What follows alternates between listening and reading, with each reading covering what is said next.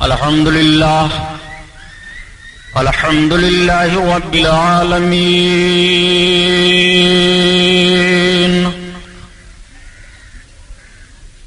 الصلاة والسلام على سيد المرسلين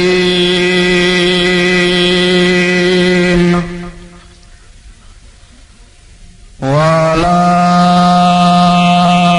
آله الطاهرين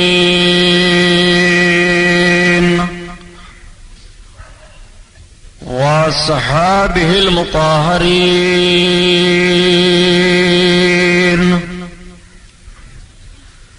وابنه الغوث العظم الجيلاني محي الدين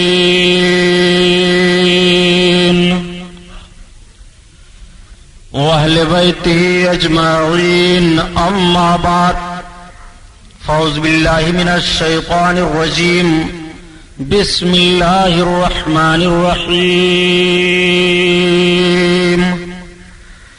قال الله تعالى في القرآن العظيم والفرقان الحميد: وتوبوا إلى الله جميعا أيها المؤمنون لعلكم تفلحون. صدق الله البصير القدير وصدق رسوله الرشيد النذير، والحمد لله رب العالمين. لائق صد وقار محبوب پروردگار دونوں عالم کے مالک و مختار حضور محمد الرسول اللہ صلی اللہ تعالی علیہ وسلم کے دربار پرانوار میں درود شریف کا نذرانہ پیش فرمائیں. پڑھیے بلند آواز سے: اللہم صلی علی سیدنا مولانا محمد معدن الجود والکرم وعلی آلہ وبارک وسلم. صلاۃ و سلام علیک یا رسول اللہ صلی اللہ تعالی علیہ وسلم کی شان سے حسان بولے سبحان اللہ، خدائے حامل قرآن بولے سبحان اللہ، غلام موتی ایمان بولے، وہ نقطہ رس دقیقہ دان بولے، ادب کا مطلع تابان بولے، وَأَحْسَنُ مِنْكَ لَمْ تَرَقَّتْ عَيْنِي وَأَجْمَلُ مِنْكَ لَمْ تَلِدِ النِّسَاءُ خُلِقْتَ مُبَرَّأً مِنْ كُلِّ عَيْبٍ كَأَنَّكَ قَدْ خُلِقْتَ كَمَا تَشَاءُ. ہزار بار بشویم دہن ز مشک و گلاب ہنوز نام تو گفتن کمال بے ادبیس. حضرات، آج میں نے اپنے بیان کو توبہ پر رکھا ہے. اللہ تعالیٰ نے قرآن عظیم میں ارشاد فرمایا: وَتُوبُوا إِلَى اللَّهِ جَمِيعًا أَيُّهَا الْمُؤْمِنُونَ لَعَلَّكُمْ تُفْلِحُونَ. اور تم سب کے سب مکمل طور پر توبہ کرو اے مومنو تاکہ فلاح پاؤ. اللہ تعالیٰ نے فلاح پانے کا ذریعہ، کامیابی کا ذریعہ اپنے بندوں کے تعلق سے جو ارشاد فرمایا، قرآن عظیم کی دوسری آیت کریمہ ہے جس کا مفہوم میں عرض کر رہا ہوں. رب تعالیٰ کا فرمان ہے: اے میرے بندو اپنے گناہوں سے توبہ کرو اور مجھ پر ایمان لاؤ. جو اپنے گناہوں سے توبہ کر کے مجھ پر ایمان لائے اور عمل صالح کیے، رب تعالیٰ فرماتا ہے وہ ہمیشہ جنت میں رہیں گے. اور جنہوں نے ایمان قبول نہ کیا اور عمل صالح کے قریب نہیں گئے، وہ ہمیشہ ہمیشہ جہنم میں رہیں گے.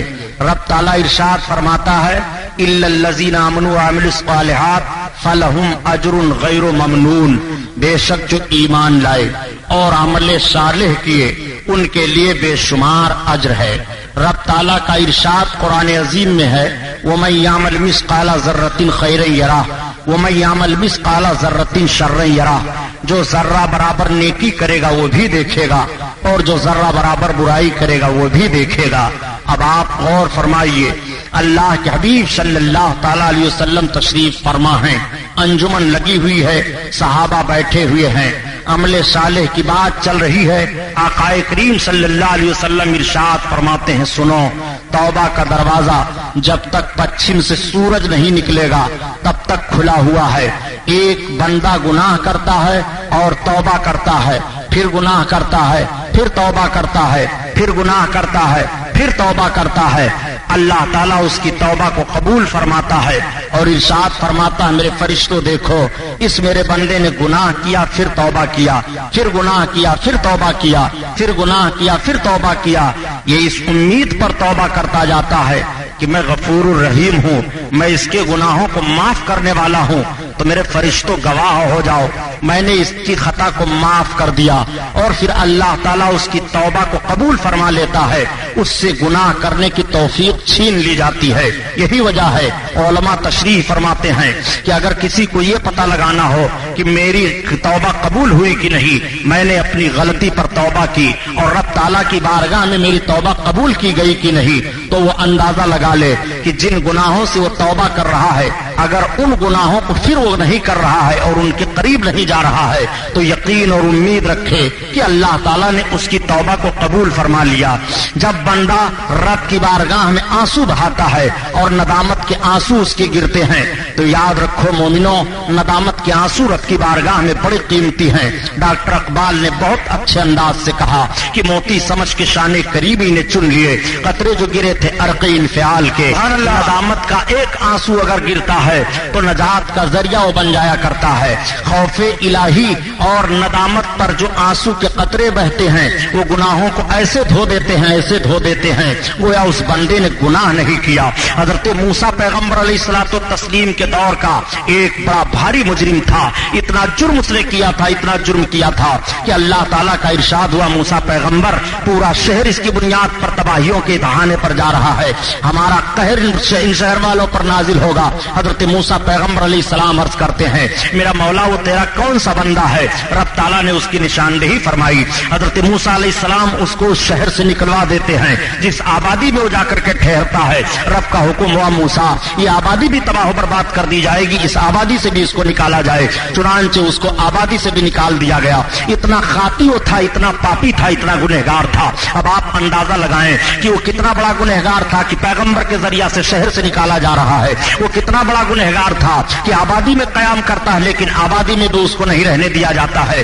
وہ ایک پہاڑ میں جاتا ہے اور پہاڑ کے ایک کھوہ میں، ایک غار میں پناہ اختیار کر لیتا ہے، وہیں پر وہ رہنے لگتا ہے۔ اچانک اس کی طبیعت خراب ہوئی، بیمار ہوا، ضعف و نقاہت کی بنیاد پر وہ اٹھ نہیں سکتا ہے۔ تب تک وہ رب کی بارگاہ میں رو پڑا، اے میرے مولا اس وقت مجھ جیسا مجبور کون ہے، مجھ جیسا پریشان کون ہے؟ اے پروردگار عالم، میں کچھ بھی صحیح مگر تیرا بندہ ہوں۔ الہ العالمین میں نے بہت بڑی خطا کی ہے، پروردگار میں نے بہت بڑا گناہ کیا ہے، اگر تیری بارگاہ میں میری غلطی نہ معاف کی گئی تو کہاں معاف کی جائے گی؟ اے میرے پروردگار، کاش میں غلطی نہ کیے ہوتا تو آج آبادی میں ہوتا، میرے بال بچے مجھے سہارا دیتے، میرے رشتہ اقارب کے لوگ مجھے سہارا دیتے۔ پروردگار عالم تو نے ہی فرمایا ہے کہ جب میرا بندہ مصیبت میں مجھے پکارتا ہے تو میں اس کی پکار کو سنتا ہوں۔ اے رحم الراحمین، اب میں اپنے تمام گناہوں سے توبہ کر کے تیری بارگاہ میں پناہ طلب کر رہا ہوں۔ اے میرے مولا مجھے پناہ عطا فرما دے، پروردگار مجھے سہارا عطا فرما دے۔ وہ بندہ رو رہا ہے، زارو قطار اس کے آنسو گر رہے ہیں،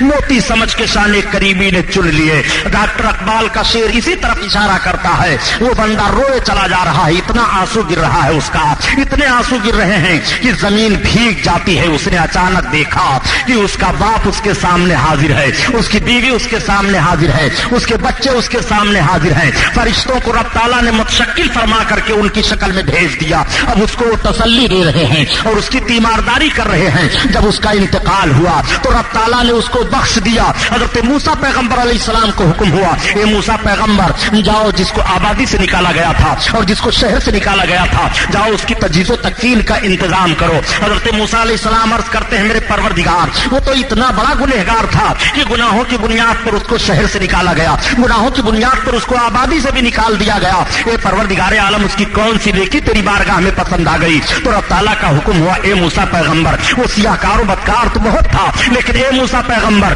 اس نے مجھ پر بھروسہ کر کے اور صرف مجھ پر بھروسہ کر کے مجھے یاد کرنا شروع کیا اور وہ اپنی خطاؤں سے معافی مانگ کر کے میری بارگاہ میں آنسو بہانا شروع کیا۔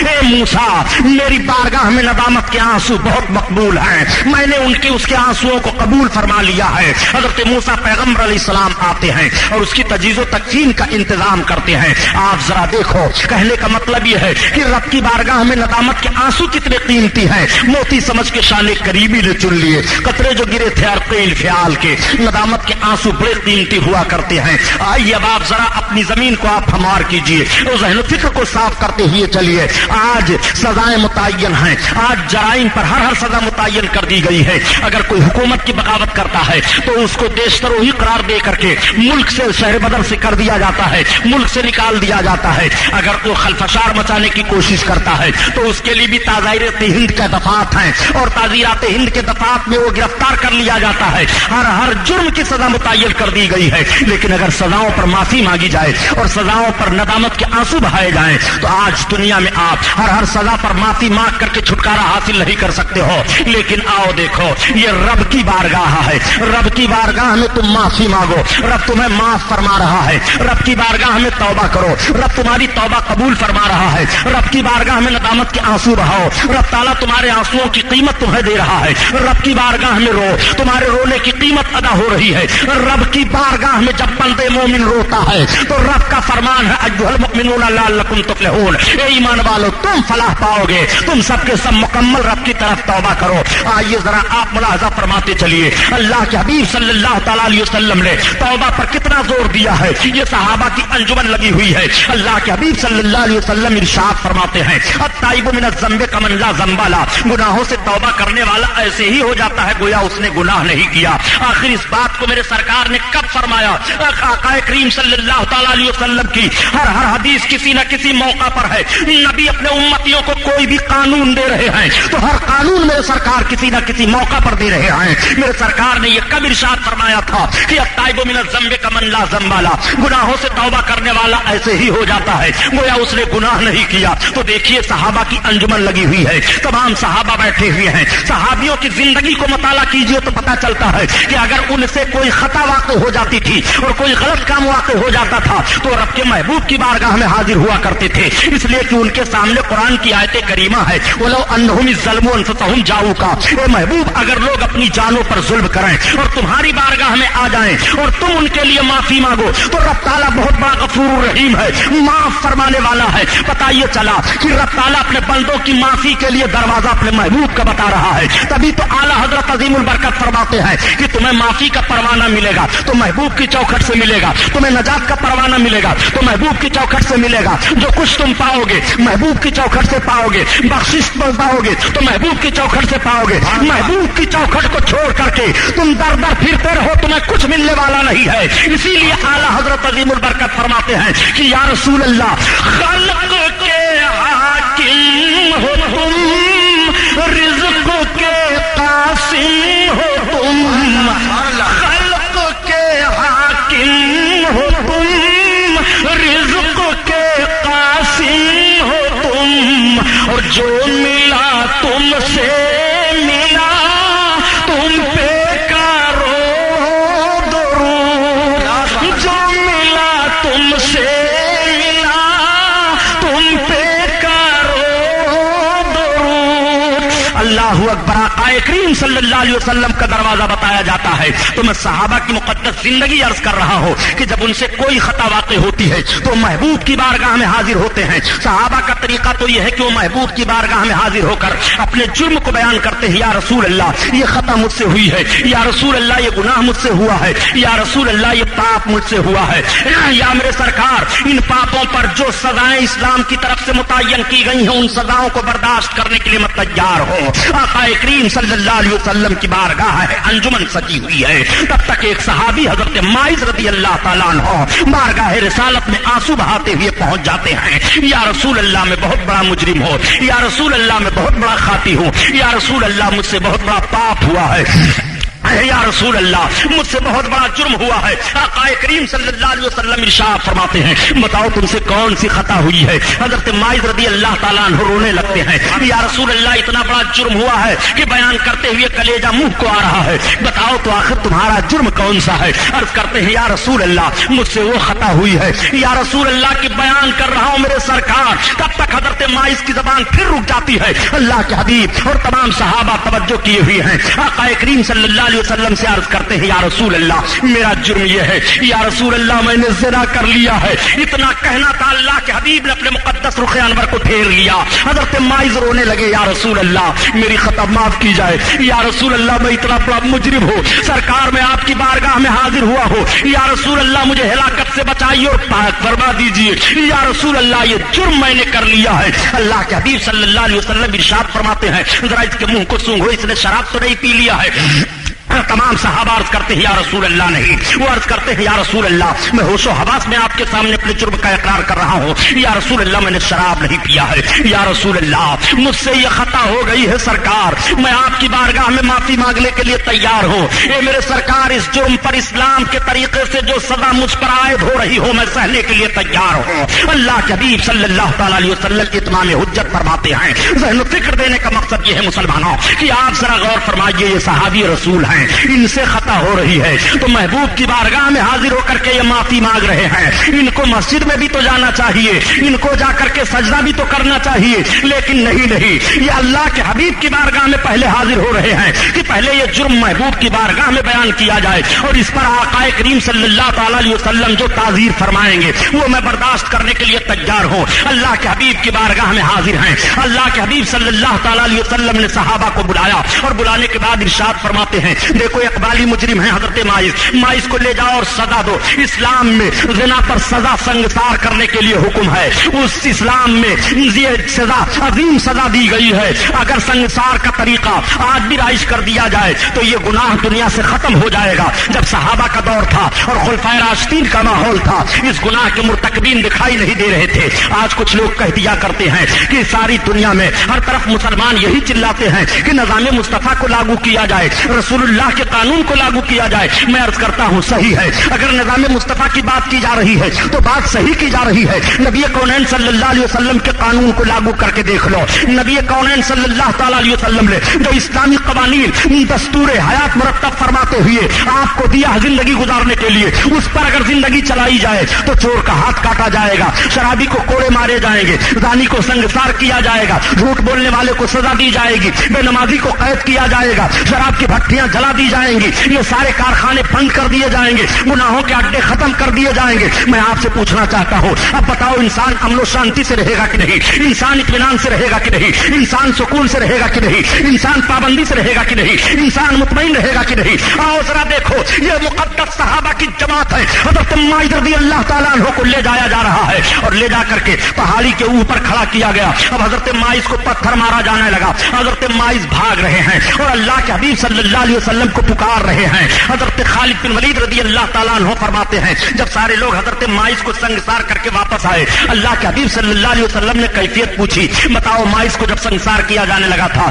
تو ان کی کیفیت کیا تھی؟ حضرت خالد بن ولید عرض کرتے ہیں یا رسول اللہ ہم سب ماعز کو مار رہے تھے، ہمارے ہاتھ میں ایک ہڈی تھی اونٹ کی یا رسول اللہ، اور میں نے اس ہڈی سے اونٹ کو مارا ماعز کی کھوپڑی میں، یا رسول اللہ جیسے وہ ہڈی لگی ماعز کی کھوپڑی پھٹی، خون کا فوارہ جاری ہوا اور میری آستین پر پڑا یا رسول اللہ۔ میں پیچھے ہٹا یہ کہتے ہوئے یہ کس پاپی کا خون لگ گیا ہے؟ تب تک دوسرے صحابی نے عرض کیا یا رسول اللہ جب ماعز کو مارا جا رہا تھا تو آپ کو پکار رہے تھے، اتنا سننا ہوا کہ اللہ کے حبیب کی آنکھوں میں آنسو آ گئے، میرے سرکار رونے لگے۔ ارشاد فرماتے ہیں جب ماعز نے مجھ کو پکارا تھا تو تم لوگوں نے چھوڑ کیوں نہیں دیا؟ خدا کی قسم جب پہلا پتھر ماعز کو لگا ہے تو ماعز نے ایسی سچی توبہ کی ہے کہ پورے مدینہ والوں کے لیے ماعز کی توبہ کافی ہو گئی۔ گناہوں سے توبہ کرنے والا ایسے ہی ہو جاتا ہے گویا اس نے گناہ نہیں کیا۔ اعلیٰ حضرت عظیم البرکت اسی طرف تو اشارہ فرماتے ہیں کہ گرچہ ہیں بے حد قصور تم غفور اور بخش دو جرم و خطا تم پہ کروڑوں درود، بخش دو جرم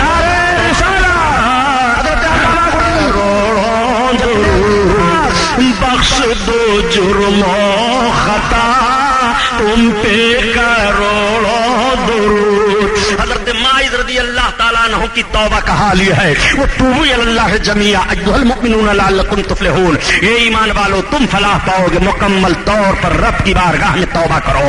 آئیے آپ ذرا دیکھتے چلیے کیسے توبہ کا ماحول ہے، کس طرح سے صحابہ اپنے جرم پر اپنے آقا صلی اللہ علیہ وسلم کی بارگاہ میں حاضر ہو کر کے اور عرض کرتے ہیں یا رسول اللہ میری یہ خطا ہے، یا رسول اللہ میں نے یہ گناہ کیا ہے۔ دیکھو پیارے، جب انسان پیدا ہوتا ہے تو اس کا دل صاف و شفاف ہوتا ہے، آئینے کی طرح سے چمکتا ہے، لیکن جب اس سے خطا ہوتی ہے تو اس کے دل پر ایک دھبا پڑ جاتا ہے، پھر خطا ہوتی ہے، پھر وہ داغ بڑھتا ہے، پھر خطا ہوتی ہے، پھر داغ بڑھتا ہے، پھر خطا ہوتی ہے، پھر داغ بڑھتا ہے، اس کے پورے دل کو وہ گھیرے میں لے لیتا ہے، اور جب بڑھتے بڑھتے وہ داغ پورے دل کو گھیرے میں لے لیتا ہے، اس پر چمک نہیں رہ جاتی ہے، تو اب اس کی طبیعت نیکیوں کی طرف نہیں لگتی ہے، اس کی طبیعت ہمہ وقت برائیوں کی طرف جاتی ہے۔ اگر وہ نیکیوں کی طرف اپنے قدم کو بڑھائے تو اس کا دل مزمحل ہو جاتا ہے، اس کا چہرہ اداس ہو جاتا ہے، اس کی روحانیت مر چکی ہوتی ہے، اس کے اندر روح تو ہوتی ہے مگر روحانیت نہیں رہ جاتی ہے۔ یہ دل تمہارا جو تھا صاف و شفاف آئینہ تھا۔ اور ایک بات عرض کروں، انسان اگر غور کر لے کہ رب تعالیٰ نے آخر اس کے دل کو کس لیے پیدا کیا ہے، آنکھوں کو پیدا کیا دیکھنے کے لیے، زبان کو پیدا کیا چکھنے کے لیے، ناک کو پیدا کیا سونگھنے کے لیے، اعضاء کو پیدا کیا، سارے اعضاء کام میں لگے ہوئے ہیں، مگر دل کو کس لیے پیدا کیا ہے؟ تو اہل عرفان فرماتے ہیں کہ اللہ تعالیٰ نے دل کو اپنے لیے پیدا کیا ہے۔ اے میرے بندے، اپنے تمام اعضاء سے تو اپنے کام لیتا رہا، مگر دل میں مجھے تو اپنا میرا خوف رکھے رہا اور دل میں مجھے یاد کرتا رہا۔ رب تعالیٰ نے اپنے لیے دل کو پیدا کیا ہے، اسی لیے اللہ کے حبیب ارشاد فرماتے ہیں کہ قلب المومن عرش اللہ، مومن کا قلب عرش الہی ہے۔ اب آپ ذرا غور فرمائیے، آپ مومن ہیں تو آپ کے قلب کو اللہ کے حبیب ارشاد فرماتے ہیں کہ مومن کا قلب عرش الہی ہے۔ مومن کے قلب پر اللہ کے جلوے کا عرفان نازل ہوتا ہے، اسی لیے اس کو عارف کہا جاتا ہے۔ اور جب عرفان کا نزول ہوا، وہ عارف کہا جانے لگا، تو اب اپنی نگاہ سے وہی نہیں دیکھتا ہے بلکہ اس کی نگاہ بہت کچھ دیکھتی ہے۔ وہ یہاں بیٹھا رہتا ہے اور کائنات کے ذرے ذرے پر اس کی نگاہ ہوتی ہے، اس لیے کہ اسے عرفان کی منزل مل گئی ہے۔ اسی لیے اللہ کے حبیب ارشاد فرماتے ہیں کہ من عرف نفسہ فقد عرف ربہ، جس نے اپنے آپ کو پہچان لیا، اس نے اپنے رب کو پہچان لیا۔ تو سب سے پہلے تمہیں ضروری ہے کہ اپنے دل کو پہچانو، سب سے پہلے ضروری ہے کہ اپنے قلب کو پہچانو، سب سے پہلے ضروری ہے کہ اپنے نفس کو پہچانو۔ آج بات ہو رہی ہے قلب و روح کی صفائی کی پیارے، روحانیت مر گئی ہے اور روح آپ کے اندر موجود ہے، آپ کا دل سیاہ ہو گیا ہے، اسی لیے نہ تلاوت قرآن میں طبیعت لگ رہی ہے، نہ نماز پڑھنے میں طبیعت لگ رہی ہے، نہ ذکر اللہ میں طبیعت لگ رہی ہے، نہ مسجد کی طرف جانے میں طبیعت لگ رہی ہے، نہ خانقاہوں میں بیٹھنے میں طبیعت لگ رہی ہے، نہ علماء کی مجلس اچھی لگ رہی ہے، نہ دین کی باتیں اچھی لگ رہی ہے، اس لیے کہ روحانیت مر چکی ہے اور آپ کا مکمل دل سیاہ ہو چکا ہے۔ لیکن وہی بندہ جب کوشش کر کے نیکی کی طرف جاتا ہے اور توبہ کر لیتا ہے اپنی خطاؤں سے اور رب کو یاد کرنے لگتا ہے،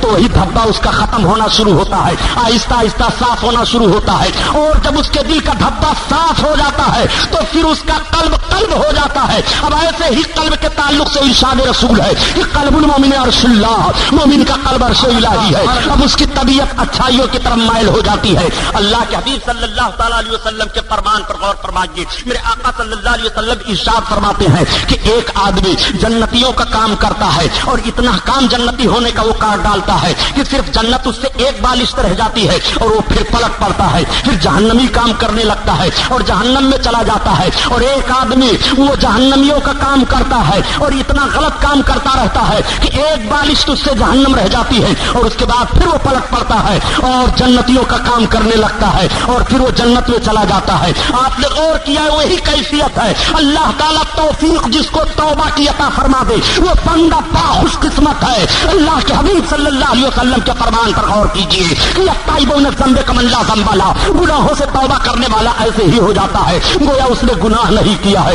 گناہ سے توبہ کرنے کی سب کو دعوت دی گئی ہے، سارے لوگ اپنی خطاؤں سے معافی مانگیں، سب اپنی خطاؤں سے توبہ کریں۔ ہر زمانے میں ہر رسول اور ہر پیغمبر کے امتیوں کو یہ حکم آتا تھا کہ اپنے امتیوں کو توبہ کرنے کا حکم دو۔ چنانچہ حضرت موسیٰ پیغمبر علیہ السلام ہی کا دور ہے، قحط پڑ گیا، بارش نہیں ہو رہی تھی۔ حضرت موسیٰ علیہ الصلوۃ والتسلیم نے سارے لوگوں کو اکٹھا کیا اور اکٹھا کرنے کے بعد وہ دعا مانگنے لگے، مگر دعا قبول نہیں ہو رہی ہے۔ رب کی بارگاہ میں عرض کرتے ہیں میرے مولا بارش نہیں ہو رہی ہے، دعا قبول نہیں ہو رہی ہے۔ اللہ تعالیٰ کا ارشاد ہوا اے موسیٰ پیغمبر تمہاری دعا کیسے قبول کی جائے؟ تمہاری مجلس میں ایک چغل خور بیٹھا ہوا ہے، وہ چغلی کیا کرتا ہے۔ اب آپ ذرا غور فرمائیے، پیغمبر دعا مانگ رہے ہیں اور محفل میں چغل خور بیٹھا ہوا ہے، دعا قبول نہیں ہو رہی ہے۔ پتہ یہ چلا پیارے کی چغل خوری بہت بڑا جرم ہے، چغلی کرنا اتنا بڑا جرم ہے، اتنا بڑا جرم ہے کہ چغل خور کو قبر میں عذاب دیا جاتا ہے۔ آج لوگ چغل خوری کو معمولی گناہ سمجھتے ہیں اور ایک دوسرے کی بات ایک دوسرے تک پہنچا کر کے لگائی فسائی کرنے میں کوئی دریغ نہیں کرتے ہیں۔ ہر مکتب فکر اور ہر مذہب میں چغل خوری کو برا قرار دیا گیا ہے اور چغل خوری اتنا بڑا گناہ ہے پیارے کہ دنیا کا آدھا فساد چغل خوری سے ہوتا ہے۔ چغل خوری سے ملک لڑ جاتا ہے، پڑوسی سے لڑ جاتا ہے، دوست سے لڑ جاتا ہے، شوہر و بیوی میں لڑائی ہو جاتی ہے، تاجر میں لڑائی ہو جاتی ہے، اہل علم میں لڑائی ہو جاتی ہے، اہل نظر میں اختلاف ہو جاتا ہے۔ چغل خوری بہت بڑا گناہ ہے۔ اللہ کے حبیب صلی اللہ تعالیٰ علیہ وسلم نے چغل خوروں سے بچنے کے لیے اور چغل خوری سے بچنے کے لیے کتنی تاکید فرمائی ہے۔ آؤ ذرا دیکھو، اللہ کے حبیب صلی اللہ علیہ وسلم تشریف لے جا رہے ہیں۔ واقعہ سنانا مقصد نہیں ہے، کتنا گناہ پر سزا ہے وہ بتا دینا چاہتا ہوں۔ میرے سرکار تشریف لے جا رہے ہیں، صحابہ کی جماعت جا رہی ہے، تب تک سامنے دو قبریں نظر آئیں۔ اللہ کے حبیب ٹھہر جاتے ہیں، ارشاد فرماتے ہیں لاؤ کھجور کی ٹہنی لاؤ۔ کھجور کی ٹہنی لائی جاتی ہے، سرکار نے دونوں کو دو حصہ کیا اور ایک کو قبر کے ایک حصے پر رکھ دیا، دوسرے کو دوسرے حصے پر رکھ دیا۔ صحابہ سے آپ ارشاد فرماتے ہیں دیکھو میں نے ان دونوں قبر والوں کو دیکھا، ان پر سخت عذاب ہو رہا ہے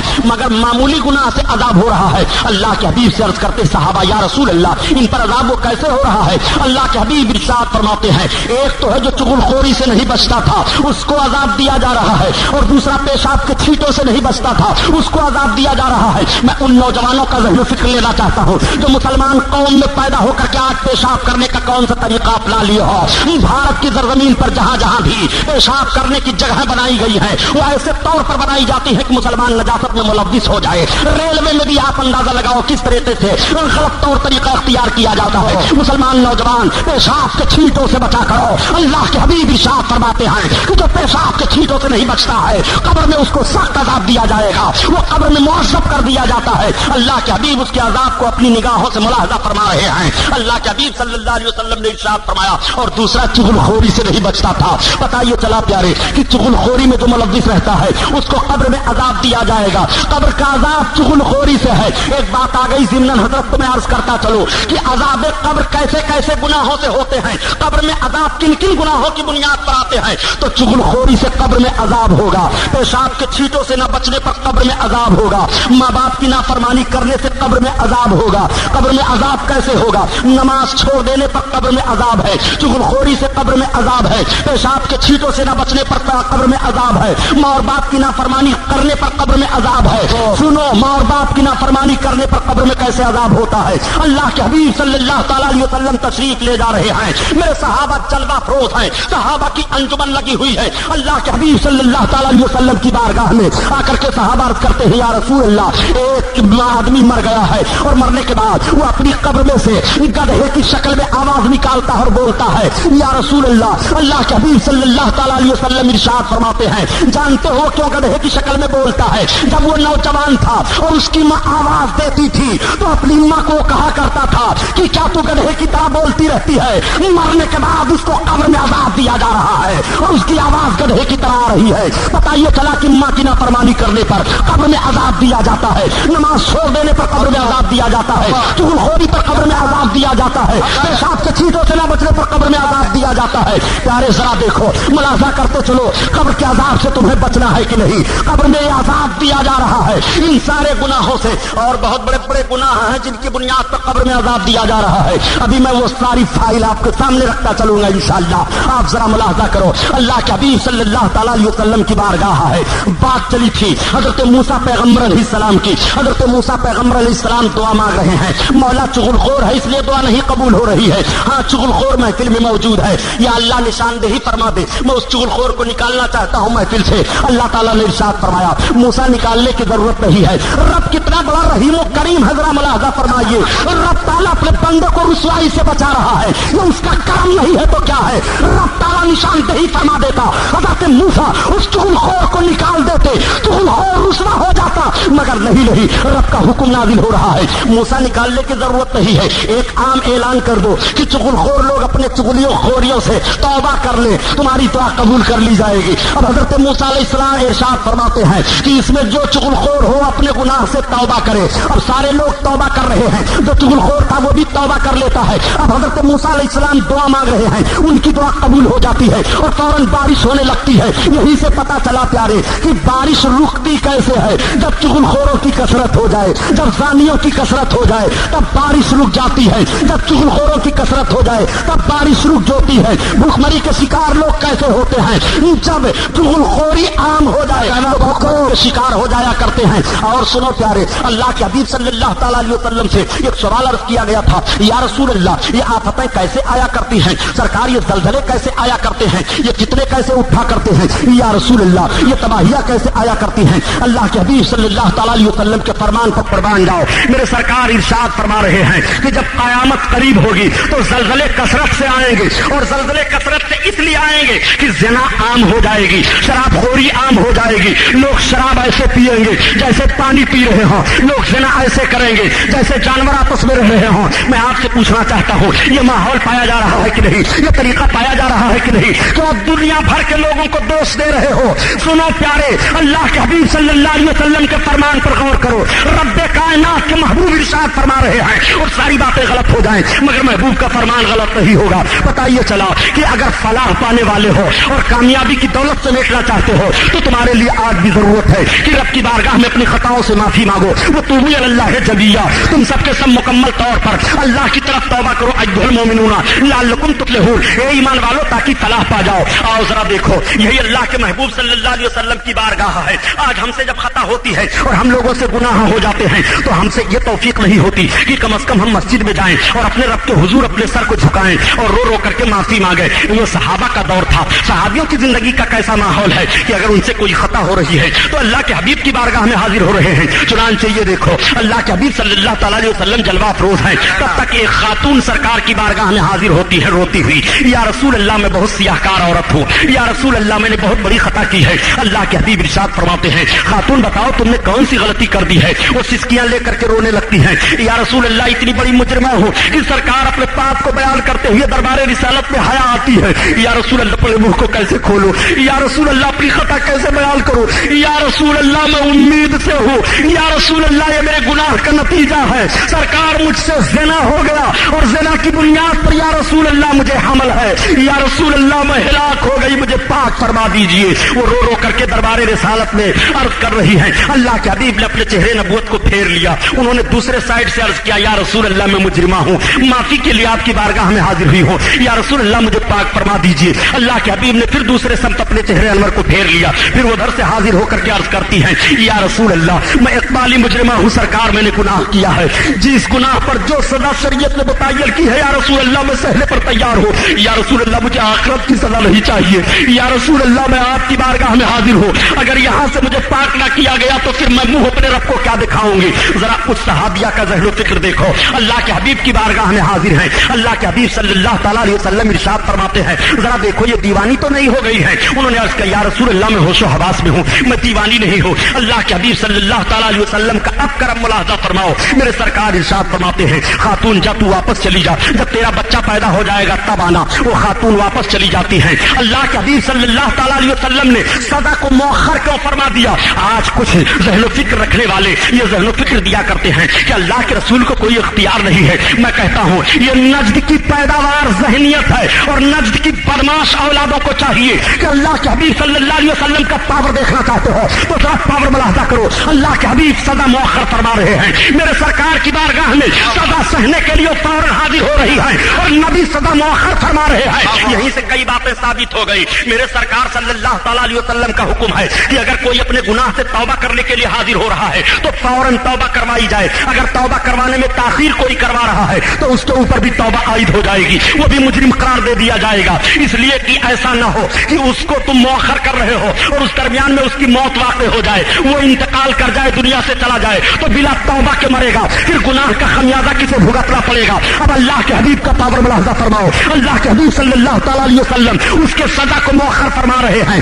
नबी को इख्तियार है, नबी चाहे तो सजा मौखर फरमा दे, और नबी को इल्म गैब भी हासिल है। नबी जान रहे हैं कि जब इसका बच्चा पैदा हो जाएगा तब इसे सजा दी जाएगी। उसके वक्त तक की जिंदगी को भी नबी अमानत के तौर पर बता रहे हैं, ये अभी मरेगी नहीं, बल्कि जा तेरा बच्चा पैदा हो जाएगा तब तू आना। नबी जान रहे हैं, तब तो उसके सजा को मौखर फरमा रहे हैं। तो इसी एक वाकये में कितनी बातें साबित हो रही है नबी के लिए, मेरे सरकार को इल्म गैब हासिल है, तभी तो सजा मौखर फरमा रहे हैं कि अभी जिंदा रहेगी, मरेगी नहीं। अगर मरना होता तो नबी उसको सजा वही दे देते, और नबी को यह भी इल्म गैब है कि इसके पेट में जो बच्चा है वो जिंदा रहेगा। अगर नबी औरत को मार दे तो पेट में रहने वाला बच्चा भी मर जाएगा, मगर मेरे सरकार औरत को मरवा नहीं रहे हैं, बल्कि सजा मौखर फरमा रहे हैं। और यहीं से यह भी पता चला प्यारे कि नबी कौनैन सल्लल्लाहु तआला अलैहि वसल्लम कितने रहीम और करीम है। माँ के पेट में बच्चा है, जुर्म माँ ने किया है, सजा माँ को दी जाएगी, बच्चे ने क्या बिगाड़ा है, बच्चे के जान की हिफाजत की जाए। जिस नबी कौनैन ने माँ के पेटों में बच्चों के जान की हिफाजत की है, उस नबी पर कुर्बान जाओ प्यारे। आज उस नबी के उम्मतियों का घर लूटा जा रहा है, आज उस नबी के उम्मतियों की दुकानें जलाई जा रही है, आज उस नबी के उम्मतियों को सताया जा रहा है, आज उस नबी के उम्मतियों को परेशान किया जा रहा है।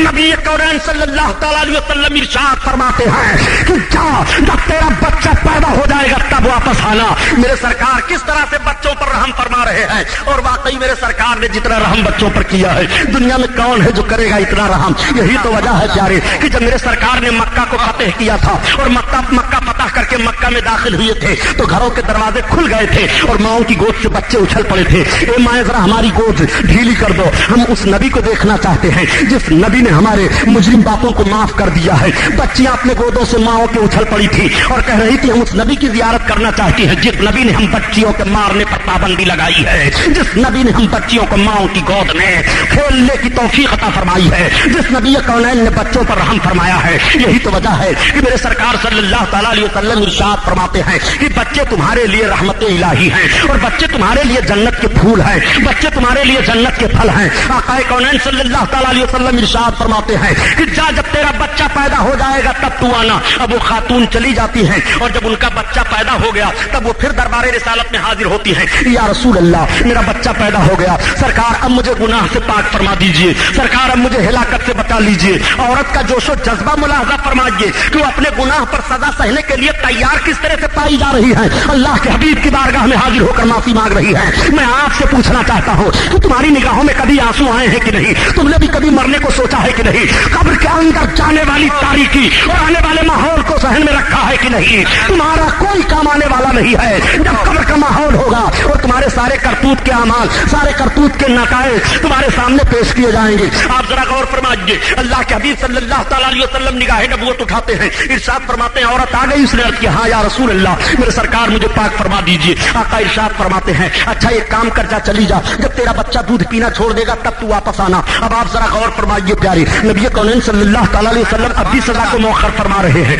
मेरे सरकार उस वक्त माँ को संगसार करवा सकते थे, लेकिन सरकार मौखर फरमा रहे नहीं, अगर आज ही माँ को मार दिया जाएगा तो दूध पीने वाला बच्चा अपने माँ के दूध से महरूम हो जाएगा। मेरे सरकार माँ के दूध का कितना एहतराम कर रहे हैं, खूने इंसानी का एहतराम नबी कौनैन ने किस तरह से किया है। मेरे सरकार इरशाद फरमाते हैं जा, ले जा, जब तेरा बच्चा दूध छोड़ देगा पीना तब तू वापस आना। अब वो वापस चली जाती हैं और अपने बच्चे को दूध पिलाना शुरू करती हैं।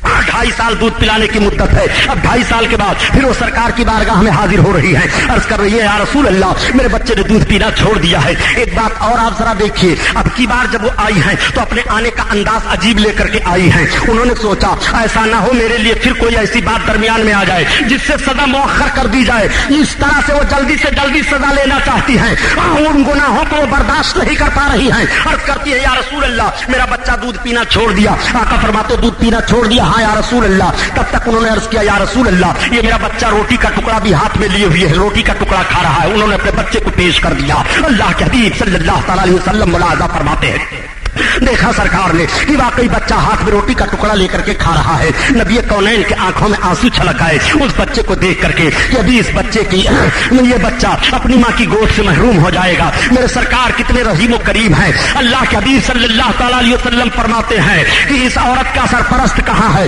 जब जिम्मेदार आए तो सरकार फरमाते हैं बच्चे को गोद से ले लो। जब बच्चे को गोद से लिया गया, आका इरशाद फरमाते उस बच्चे को मेरी गोद में दे दो। सरकार ने अपनी गोद में ले लिया। अब आप जरा कुर्बान जाओ, मेरे सरकार अपनी गोद में बच्चे को लेकर के तसल्ली दे रहे हैं, माँ की गोद से बच्चा निकल आया है। मेरे सरकार फरमाते हैं इसके माँ के जिस्म को मजबूत कपड़े से बांध दिया जाए। सरपरस्त मजबूत कपड़े से बांध देते हैं और जब ले जाकर के मैदान में उस औरत को संगसार किया जाने लगा तो उसने पुकारा या रसूल अल्लाह, ए मेरे सरकार मेरी खबर लो। मगर हुक्म हो चुका था, पत्थर मारे जा रहे हैं, औरत हिलाक हो गई। अल्लाह के हबीब सल्लल्लाहु अलैहि वसल्लम की बारगाह में सहाबा हाजिर आए और अर्ज करते हैं या रसूल अल्लाह, हम लोगों ने जब औरत को पत्थर मारना शुरू किया तो आपको पुकार रही थी। अल्लाह के हबीब इरशाद फरमाते हैं जब मुझे पुकारा था तो तुम्हें छोड़ देना चाहिए। इसीलिए तो आला हजरत अजीमुल बरकत फरमाते हैं अरे ये नबी है खुदा की कसम, इन्हें जहां भी पुकारो तुम्हारी मदद के लिए काम आ रहे हैं। मुसीबत में पुकारो तो ये काम आ रहे हैं, परेशानी में पुकारो तो ये काम आ रहे हैं, खुशी में पुकारो तो ये काम आ रहे हैं, मज़ार में पुकारो तो ये काम आ रहे हैं, समंदर में पुकारो तो ये काम आ रहे हैं, दुश्मनों के नरगे में पुकारो तो ये काम आ रहे हैं, कब्र में पुकारो तो ये काम आ रहे हैं, हश्र में पुकारो तो ये काम आ रहे हैं। जब जब इन्हें पुकारोगे ये नबी है तुम्हारे काम आ रहे हैं। इसीलिए तो आला हजरत अजीमुल बरकत फरमाते हैं कि फरियाद उम्मती जो करे हाल ज़ार में, फरियाद उम्मती जो करे हाल ज़ार में, मुमकिन नहीं कि खैर बशर को खबर न हो। हजरत अल्लाह मोदी साहब नारे रिसालत रहीमाना और करीमाना माहौल को आप मुलाहजा फरमाते चलिए। ये मेरे अल्लाह के हबीब सल्लल्लाहु अलैहि वसल्लम की बारगाह है। अत्ताइबु मिनज़ ज़म्बि कमन ला ज़म्बला, गुनाहों से तौबा करने वाला ऐसे ही हो जाता है गोया उसने गुनाह नहीं किया। अब आपसे मैं पूछ रहा हूँ, मुझे आप ज़हन फिक्र देते चलो नौजवानों, घबराने की जरूरत नहीं है। आपने बड़ी खताएं की है, बड़ा पाप किया है। आप पाप सोच करके कर सोच रहे हो हम नजात ले लेंगे। आप पाप कर करके सोच रहे हो ऐसी महफिलों में हम बैठ करके नजात हासिल कर लेंगे। खुदा की कसम अपने पापों को याद करो, तुम सहाबा से अच्छे नहीं हो। वो सहाबा जो जलवे रसूल का मुशाहिदा फरमा रहे हैं, अपने आका के सामने अपनी खताओं को अर्ज करके या रसूल अल्लाह मैं माफी का परवाना चाहता हूँ, या रसूल अल्लाह मुझे सजा यही दी जाए, या रसूल अल्लाह मैं इतना बड़ा गुनहगार हूँ, या रसूल अल्लाह इतना बड़ा मैं पापी हूँ। अल्लाह के हबीब सल्लल्लाहु अलैहि वसल्लम के सहाबा ऐसी मुकद्दस जमात है, इतनी अच्छी जमात है खुदा की कसम कि जन्नत उनके लिए तो खुली हुई है। मगर अगर उनसे कोई खता हो जा रही है तो अपने खता की माफी किस अंदाज से रब की बारगाह में मांग रहे हैं और महबूब को वसीला बुला रहे हैं। या रसूल अल्लाह आप हमें इस जुर्म की सजा दे दे अपने सामने, या रसूल अल्लाह हम सजा सहने के लिए तैयार हैं। नौजवानों जरा गौर करो, आज का नौजवान शराब के माहौल में जाता है, आज का नौजवान अय्याशियों के माहौल में जाता है, आज का नौजवान अपने हाथ में जब शराब की बोतल अपने दौलत के नशे में लेकर के चूर होता है तो ये नहीं सोचता है कि मुझे मरना है और मरने के बाद मुझे कब्र में जाना है और कब्र से मुझे हश्र के मैदान में उठ करके जर्रे जर्रे का हिसाब किताब देना है। खुदा की कसम एक एक जर्रा का हिसाब किताब तुम्हें देना है। और सुन लो, किसी मामूली गुनाह को तुम मामूली गुनाह ना समझो और किसी मामूली नेकी को मामूली नेकी ना समझो। रब ताला इरशाद फरमाता है वो मैं यामल मिस्काला ज़र्रतिन खैरन यरा वो मैं यामल मिस्काला ज़र्रतिन शर्रन यरा, तुम जर्रा बराबर नेकी करोगे वो भी देखोगे और जर्रा बराबर गुनाह करोगे वो भी देखोगे। सुनो, तुम ही पाप वाल, तुम ही मालदार नहीं हो प्यारे। सुनो, सलातीन इस्लाम का हाल देखो, ये हारून रशीद हैं। हारून रशीद का दौर आप मुलाहजा फरमाइए। हारून रशीद सुल्तान के लिए बताया जाता है कि हारून रशीद को उलमा से बड़ी मोहब्बत थी। वो उलमा की जमात को हरदम अपनी मजलिस में रखा करते थे। एक मर्तबा हारून रशीद ने एक सवाल किया था उलमा की जमात से कि मैं सारे आलिमों से यह पूछना चाहता हूँ कि मैं जन्नती हूँ कि जहन्नमी हूँ, बताओ मैं जन्नत में जाऊंगा कि जहन्नम में जाऊंगा। ये कैसा सवाल किया गया है। आज अगर कोई ये सवाल कर दे कि पूरे स्टेज के उलमा हमें ये बताएं, कोरला के तमाम आलिमों से मेरा सवाल है कि मैं जन्नती हूँ कि जहन्नमी हूँ, तो सारे लोग यही कहकर के खामोश हो जाएंगे कि अगर जन्नतियों का काम करोगे तो जन्नत में जाओगे और जहन्नमियों का काम करोगे तो जहन्नम में जाओगे। मगर किसी के जन्नती और जहन्नमी की गारंटी कौन ले सकता है। हारून रशीद ने सवाल किया था मैं जन्नती हूँ हूँ कि जहन्नमी हूँ। इसी वक्त मुझको बताया जाए मैं जन्नती हूँ कि जहन्नमी हूँ। अगर शाह आलम सेठ ये सवाल कर दे कि मौलाना मेराज हमें ये बता दीजिए आप कि मैं जन्नती हूँ कि जहन्नमी हूँ, तो सिर्फ इतना कह करके गुजरेंगे कि आप अल्हम्दुलिल्लाह अच्छा काम करते हैं, आप उम्मीद रखिए कि आप जन्नत में जाएंगे, मगर गारंटी कोई नहीं ले सकता है। लेकिन आओ हारून रशीद का तर्ज सवाल देखो, वो सवाल कर रहे हैं उलमा से कि मैं जन्नती हूँ कि जहन्नमी हूँ, मेरा ठिकाना कहाँ है, जन्नत में मेरा ठिकाना है कि जहन्नम में है। सारे उलमा खामोश हैं, कोई जवाब नहीं दे रहा है। लेकिन एक छोटा सा बच्चा उठा, उठने के बाद उस बच्चे ने कहा मैं बताऊं अमीरुल मोमिनीन आपका ठिकाना कहाँ है। तब तक हारून रशीद चौंक गए और सारे उलमा चौंक गए। सबों ने देखा कि एक छोटा सा बच्चा है और इतना भारी सवाल का जवाब देने के लिए तैयार है उलमा के दरमियान में। तब तक हारून रशीद ने उलमा की तरफ इशारा किया कि आप हजरात क्या कहते हैं। आलिमों ने कहा यह सवाल का जवाब कोई भी दे सकता है। उलमा की मजलिस में बच्चा बैठा हुआ है और बच्चा जवाब देना चाहता है तो इजाजत है, सवाल का जवाब दे। वो बच्चा खड़ा हो जाता है और उस बच्चे ने कहा अमीरुल मोमिनीन पहले एक सवाल का जवाब आप बताइए। हारून रशीद ने कहा वो कौन सा सवाल है। कहा ये तो आप बताइए कि आप गुनाह कर सकते हैं। हारून रशीद ने कहा हाँ। फिर गुनाह आप क्यों नहीं करते हैं। हारून रशीद ने कहा मैं खुदा के खौफ से गुनाह नहीं करता हूँ। फिर बच्चे ने वही सवाल दोहराया कि बादशाह आपको कुदरत है गुनाह करने की। हाँ मैं गुनाह करने की ताकत रखता हूँ। और फिर गुनाह क्यों नहीं करते हो। बादशाह ने कहा खुदा के खौफ से गुनाह नहीं करता हूँ। तब तक उस बच्चे ने आयत करीमा तिलावत कर दी, वो नहन नफ्सा अनिल हवा व इन्नल जन्नत हियल मावा। बादशाह सुन तेरा ठिकाना जन्नत है। रब ताला कुरान में बयान फरमाता है कि जितने अपने नफ्स को हवाए ख्वाहिशात नफ्सानी से रोका उसका ठिकाना जन्नत है। तू रब का खौफ करते हुए अपने आप को तमाम ख्वाहिशात नफ्सानी से रोक रहा है, इसलिए बादशाह तेरा ठिकाना जन्नत है। जैसे उस बच्चे ने जवाब दिया सारे लोग उठ करके बच्चे की पेशानी चूम रहे हैं। बच्चे ने कुरान से जवाब दिया है वो नहन नफ्सा अनिल हवा फ इन्नल जन्नत हियल मावा। वही बच्चा आगे चल करके इमाम शाफई बना। वही हजरत इमाम शाफई रहमतुल्लाह अलैह हैं जो मुसलमानों की एक जमात के इमाम है। हजरत इमाम शाफई ने जवाब दिया था हारून रशीद को। सुनो आला हजरत अजीमुल बरकत से पूछा गया हुजूर ये तो बताइए कि हज के कबूलियत की पहचान क्या है। अगर कोई हाजी हज करने जाता है तो वो कैसे अंदाजा लगाए कि मेरा हज कबूल हो गया कि नहीं। तो आला हजरत अजीमुल बरकत तहरीर फरमाते हैं अनमारुल बशारा फिर हज व ज़ियारा में कि उसकी 3 अलामतें हैं। अगर हज करने के बाद वो नरम दिल हो गया और उसको गुनाहों से नफरत हो गई और नेकियों से रगबत हो गई तो समझ लो कि उसका हज कबूल हो गया। ये 3 अलामतें जिसके अंदर हज करने के बाद पाई जाएं वो उम्मीद रखे कि अल्लाह ताला ने उसके हज को कबूल फरमा लिया। हर चीज की अलामत बताई गई है। आप जरा आप देखते चलिए यही हारून रशीद हैं। मैं कहने का मतलब ये अर्ज कर रहा हूँ कि छोटी सी नेकी को आप छोटी नेकी ना समझिए बल्कि वो बहुत बड़ी नेकी हो जाया करती है। यही हारून रशीद है। हारून रशीद की बीवी जुबैदा खातून है। जुबैदा खातून को वलियों से बड़ा प्यार था, बड़ी मोहब्बत थी। जुबैदा खातून वलियों का तस्करा हरदम किया करती थी और औलिया किराम की जमात भी हारून रशीद के वहां रहा करती थी। एक रोज वही जुबैदा चली जा रही थी। वाकया सुनाना मकसद नहीं है, जो बात अभी ला करके ज़हन फिक्र में उतारना चाहता हूँ उस पर गौर कीजिए। जुबैदा खातून चली जा रही है, सहेलियां भी साथ में हैं। एक बुजुर्ग थे हजरत बहलोल दाना रहमतुल्लाह ताला अलैह। हजरत बहलोल दाना एक रेत के मैदान में बैठ करके धूल का घर घरौंदा बना रहे थे। तब तक जुबैदा की नजर पड़ी। जुबैदा ने पूछा क्या कर रहे हो बाबा। सलाम करते हुए कहा मैं जन्नत बना रहा हूँ। जन्नत बना रहे हो। हाँ क्या करोगे जन्नत बना करके। मैं जन्नत बनाकर बेचता भी हूँ। जुबैदा ने कहा कितने में बेचते हो। कहा 30 दिरहम में। फौरन 30 दिरहम सामने डाल दिया जुबैदा ने और जुबैदा आगे बढ़ गई। जब शाम को जुबैदा वापस आई और शोहरों बीवी इकट्ठा हुए बातचीत होने लगी तो जुबैदा ने कहा आज मैं रेत की तरफ गई थी और बहलूल दाना को वहां मैंने देखा, वो धूल का घर घरौंदा बना रहे थे। मेरी मुलाकात हुई, मैंने उनसे पूछा कि बाबा क्या बना रहे हो। उन्होंने कहा मैं जन्नत बना रहा हूँ और बेचता हूँ तो मैंने खरीद लिया 30 दिरहम दे करके। हारून रशीद ने डांटना शुरू किया तुम अजीब औरत हो, बैतुल माल का खजाना तुमने अपने लिए समझ लिया है। उन दरवेशों को माल मवाल की क्या जरूरत है। उनके सामने तुमने 30 दिरहम यूं ही डाल दिया, बेकार गया वो 30 दिरहम। हारून रशीद कह करके सो गए।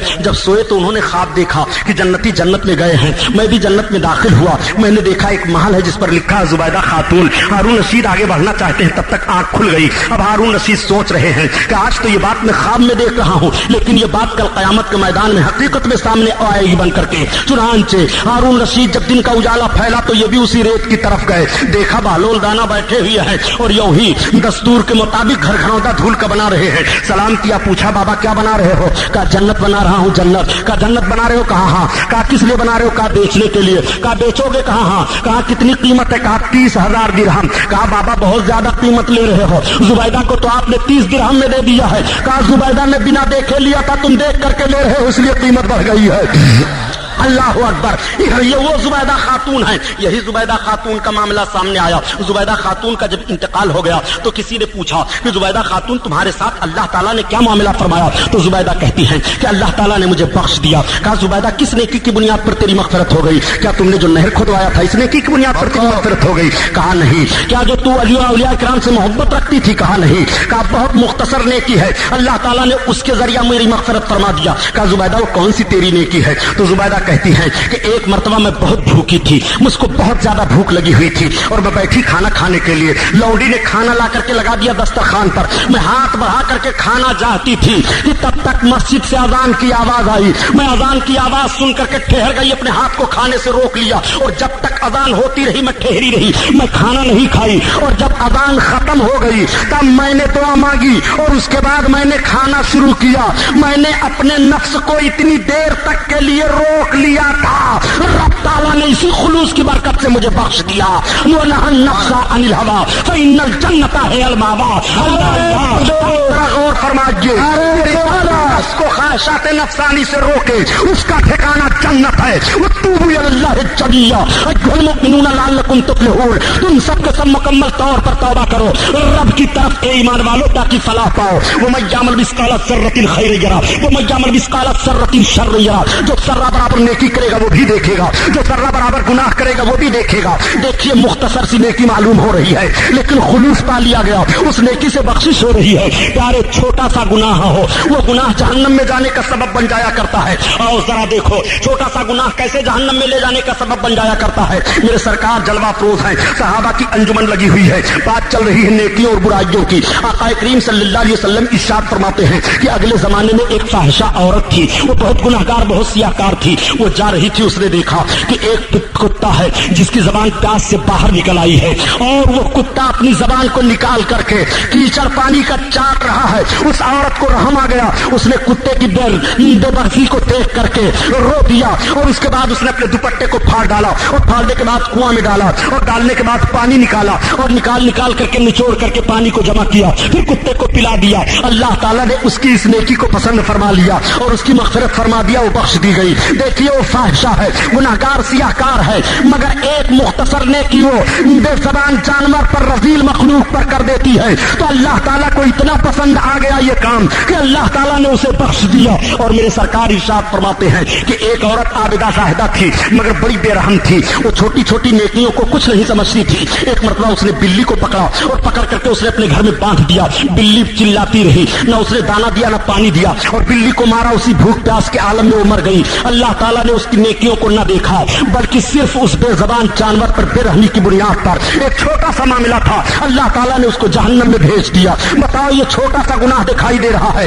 مگر جہنم میں جانے کا سبب بن رہا ہے, وہ چھوٹی سی نیکی دکھائی دے رہی ہے مگر جنت میں لے جانے کا سبب بن رہی ہے. اور اپنے نفس کو خواہشات نفسانی سے روکو, تمہارا رب بیان فرماتا ہے تو تمہارا ٹھکانہ جنت ہے, تمہارا ٹھکانہ جنت ہے. اللہ کے حبیب صلی اللہ تعالیٰ علیہ وسلم بارگاہ میں ایک فریاد لے کر آیا ہو, فریاد لے کر آئے ہو. ہاں یا رسول اللہ, سرکار بڑا گمبھیر معاملہ ہے, بہت بھیانک فریاد لے کر کے میرے آقا آیا ہوں. آقا ارشاد فرماتے ہیں بتاؤ تو تم کون سا فریاد لے کر آئے ہو؟ وہ عرض کرتے ہیں یا رسول اللہ وہ بھیانک فریاد میرے سرکار یہ ہے کہ یا رسول اللہ میں کفن چور تھا, میں سرکار کفن چرایا کرتا تھا. اگلے زمانے میں جب کپڑوں کی کمی ہوتی تھی تو لوگ کفن چرایا کرتے تھے اور کفن کی چوری کرتے تھے, لے جاتے تھے بازاروں میں بیچتے تھے اور اسی سے وہ کامیابی حاصل کرتے تھے روزی کے لیے. چنانچہ کہتے تھے کہ ہم نے بہت روزی حاصل کر لی, میں بہت بڑا کامیاب ہو گیا. کفن کا چرانا بھی وہ اپنے لیے بہت ہی باعث عزت ناز اللہ سمجھا کرتے تھے. نوجوان نے عرض کیا یا رسول اللہ میں کفن چور تھا, میں کفن کی چوری کیا کرتا تھا. یا رسول اللہ ایک مرتبہ میرے محلہ میں انصار خاندان سے ایک لڑکی کا انتقال ہوا اور لوگ اس کو دفن کر کے یا رسول اللہ آئے. جب مجھے پتا چلا تو میں نے اپنے ہتھیار کو لیا اور رات کی تاریکی میں یا رسول اللہ میں نکل گیا اور نکلنے کے بعد سرکار میں قبرستان پہنچا. قبر تازہ تھی, میں نے ساری مٹی کو ہٹا دیا. یا رسول اللہ مٹی ہٹانے کے بعد جیسے میں نے اس کے جسم سے کپڑے کو اتارا اور لے کر کے چلنے لگا. یا رسول اللہ اب یہی وہ کہہ کر کے خاموش ہو جاتے ہیں, ان کی زبان کانپنے لگتی ہے, آنکھوں سے آنسو جاری ہو جاتے ہیں. آقا ارشاد فرماتے ہیں اور آگے بتاؤ. عرض کرتے یا رسول اللہ اب جو جرم میں نے کیا سرکار وہ بتاتے ہوئے زبان کانپ رہی ہے. یا رسول اللہ مجھ سے یہ خطا ہوئی سرکار کہ مجھ کو شیطان نے دھوکہ دے دیا اور یا رسول اللہ میں قبر میں پھر اتر گیا. یا رسول اللہ میں نے اس کے ساتھ منہ کالا کیا. یا رسول اللہ تب تک غیب سے آواز آئی کہ نادان تو نے مجھے ناپاک کر دیا. اتنا سننا تھا کہ اللہ کے حبیب اپنے چہرے نبوت کو پھیر لیتے ہیں اور فرماتے ہٹاؤ اس کو سامنے سے ہٹاؤ. اتنا سننا تھا. عرض کرتے یا رسول اللہ اب ہٹ جاؤں گا تو کہاں جاؤں گا؟ یا رسول اللہ دروازے رسول چھوڑ کر کے پناہ کہاں پاؤں گا؟ یا رسول اللہ یہ میرا جرم تھا, میں نے آپ کے سامنے بیان کیا. اے میرے سرکار میں اپنے جرم کی سزا آپ کی دربار میں مانگنے کے لیے تیار ہوں. یا رسول اللہ جو سزا اس پر متعین کی جائے یہ میرے آقا میں سہنے کے لیے تیار ہوں. آنسو گر رہے ہیں. نوجوان روتا چلا جا رہا ہے. ایک دن کا اثر گزر گیا, 2 دن کا عرصہ گزر گیا, 3 دن کا عرصہ گزر گیا, 4 دن کا عرصہ گزر گیا. نوجوان روتا چلا جا رہا ہے اور رب کے محبوب کی بارگاہ میں عرض گزار ہوتا چلا جا رہا ہے. اعلی حضرت عظیم البرکت اسی لیے تو فرماتے ہیں کہ کر کے تمہارے گناہ مانگے تمہاری پناہ اور تم کہو دامن میں آ تم پہ کرو درود. تم کہو دامن میں آ تم پہ کرو درود. یا رسول اللہ معافی کا پروانہ یہاں نہیں ملے گا تو کہاں ملے گا؟ اللہ کے حبیب صلی اللہ تعالیٰ علیہ وسلم نگاہ نبوت اس کی طرف اٹھاتے نہیں ہیں. راوی کا بیان ہے کہ 40 دن کا عرصہ گزر گیا. وہ نوجوان آنسو پر آنسو بہائے چلا جا رہا ہے اور دربار رسول سے ہٹ نہیں رہا ہے. اللہ تعالیٰ نے حضرت جبریل علیہ السلام کو بارگاہ رسالت میں بھیجا. اے جبریل جاؤ میرے محبوب کو آیت کریمہ پڑھ کر سنا دو. لا تقنطوا من رحمت اللہ, اللہ کی رحمت سے نہ امید نہ ہو. اور اے جبریل میرے محبوب کی بارگاہ میں جاؤ, عرض کر دو میری طرف سے پیغام پہنچا دو جبریل میں نے اس کی خطا کو معاف کر دیا. اور میرے محبوب کو بتا دو کہ میرا بندہ جب رو رو کر کے معافی مانگتا ہے تو یہ محبوب بخشنے والا میں ہوں. اللہ کے حبیب صلی اللہ علیہ وسلم کی بارگاہ میں حضرت جبریل علیہ الصلوۃ والتسلیم حاضر آئے اور پیغام پر پہنچاتے ہیں اور سلام عرض کرتے ہیں یا رسول اللہ اللہ کا فرمان ہے لا تقنطوا من رحمت اللہ, اللہ کی رحمت سے نہ امید نہ ہو. اور یا رسول اللہ اللہ کا فرمان ہے کہ میرے محبوب سے کہہ دو بخشنے والا میں ہوں. اتنا سننا تھا میرے سرکار اٹھ کر کے کھڑے ہو گئے اور اس نوجوان کو اپنے سینے سے لگاتے ہیں اور اس کو مغفرت کی بشارت سناتے ہیں اور فرماتے ہیں نوجوان جا, رب کا پیغام تیرے لیے میرے وسیلے سے آ گیا, تیری خطا معاف کر دی گئی. التائب من الذنب کمن لا ذنب له, گناہوں سے توبہ کرنے والا ایسے ہی ہو جاتا ہے گویا اس نے گناہ نہیں کیا, گویا اس نے خطا نہیں کی. خدا کی قسم گناہوں سے توبہ کرنے والوں کی فہرست اگر سامنے رکھی جائے تو جن جن لوگوں نے اپنے خطاؤں سے معافی مانگی ہے اور خلوص دل سے رب کی بارگاہ میں توبہ کر لیا ہے, فتح و کامرانی کی کتنی منزلیں طے کرتے ہوئے آگے بڑھتے چلے گئے ہیں. تاریخ اس کے لیے شاہد ہے اور تاریخ کے اوراق اس کے لیے گواہ ہیں. ملاحظہ کرو, واقعہ سنانا مقصد رہی ہے.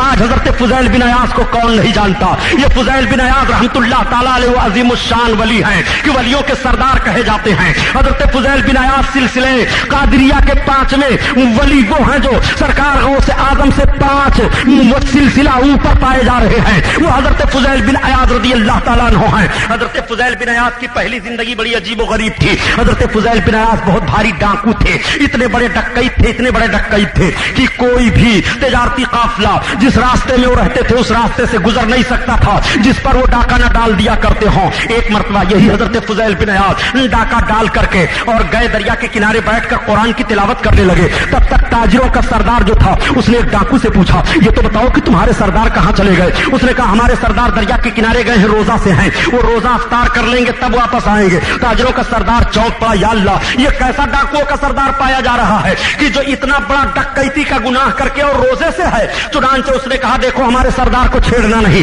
لیکن تاجروں کا سردار وہاں پہنچ گیا, دیکھ کیا رہا ہے کہ فضیل بن عیاض دریا کے کنارے وضو کر رہے ہیں. وضو کر کے وہ نماز ادا کیے اور نماز ادا کرنے کے بعد انہوں نے قرآن کو کھول لیا اور قرآن کی تلاوت کرنے لگے. تاجروں کا سردار کھڑا ہو جاتا ہے. فضیل بن عیاض نے نگاہ اٹھائی, پوچھا کیسے آئے ہو؟ کہا یہ سب وجہ میں بات نہیں آ رہی ہے کہ آپ اتنے بڑے ڈاکو ہیں اور اتنے بڑے عابد و زاہد بھی دکھائی دے رہے ہیں. تب تک پیچھے سے دوسرے ڈاکو نے کہا ہمارے سردار سے بات نہ کرو, یہ روزہ ہیں, جب یہ افطار کر لیں گے تب ان سے بات کرنا. اس نے کہا یا اللہ مجھے تعجب ہو رہا ہے کہ یہ روزہ رہ رہا ہے, یہ قرآن کی تلاوت کر رہا ہے, یہ نماز ادا کر رہا ہے اور یہ ڈکیتی کر رہا ہے. تب تک حضرت فضیل بن عیاض نے قرآن عظیم کی آیت کریمہ تلاوت کر دی جس کا مفہوم یہ ہے کہ نیکیاں برائیوں کو کھا جایا کرتی ہیں, مٹا دیا کرتی ہیں نیکیاں برائیوں کو. کیا یہ تمہیں معلوم نہیں ہے؟ تاجروں کا سردار وہاں سے ہٹ گیا. وہ حضرت فضیل بن عیاض ہیں. حضرت فضیل بن عیاض اتنے پابند نماز کے تھے आज मैं उन लोगों से पूछना चाहता हूँ जो नमाज छोड़ बैठे हो और देखने के बाद मस्जिद में कभी हफ्ता में जाते हो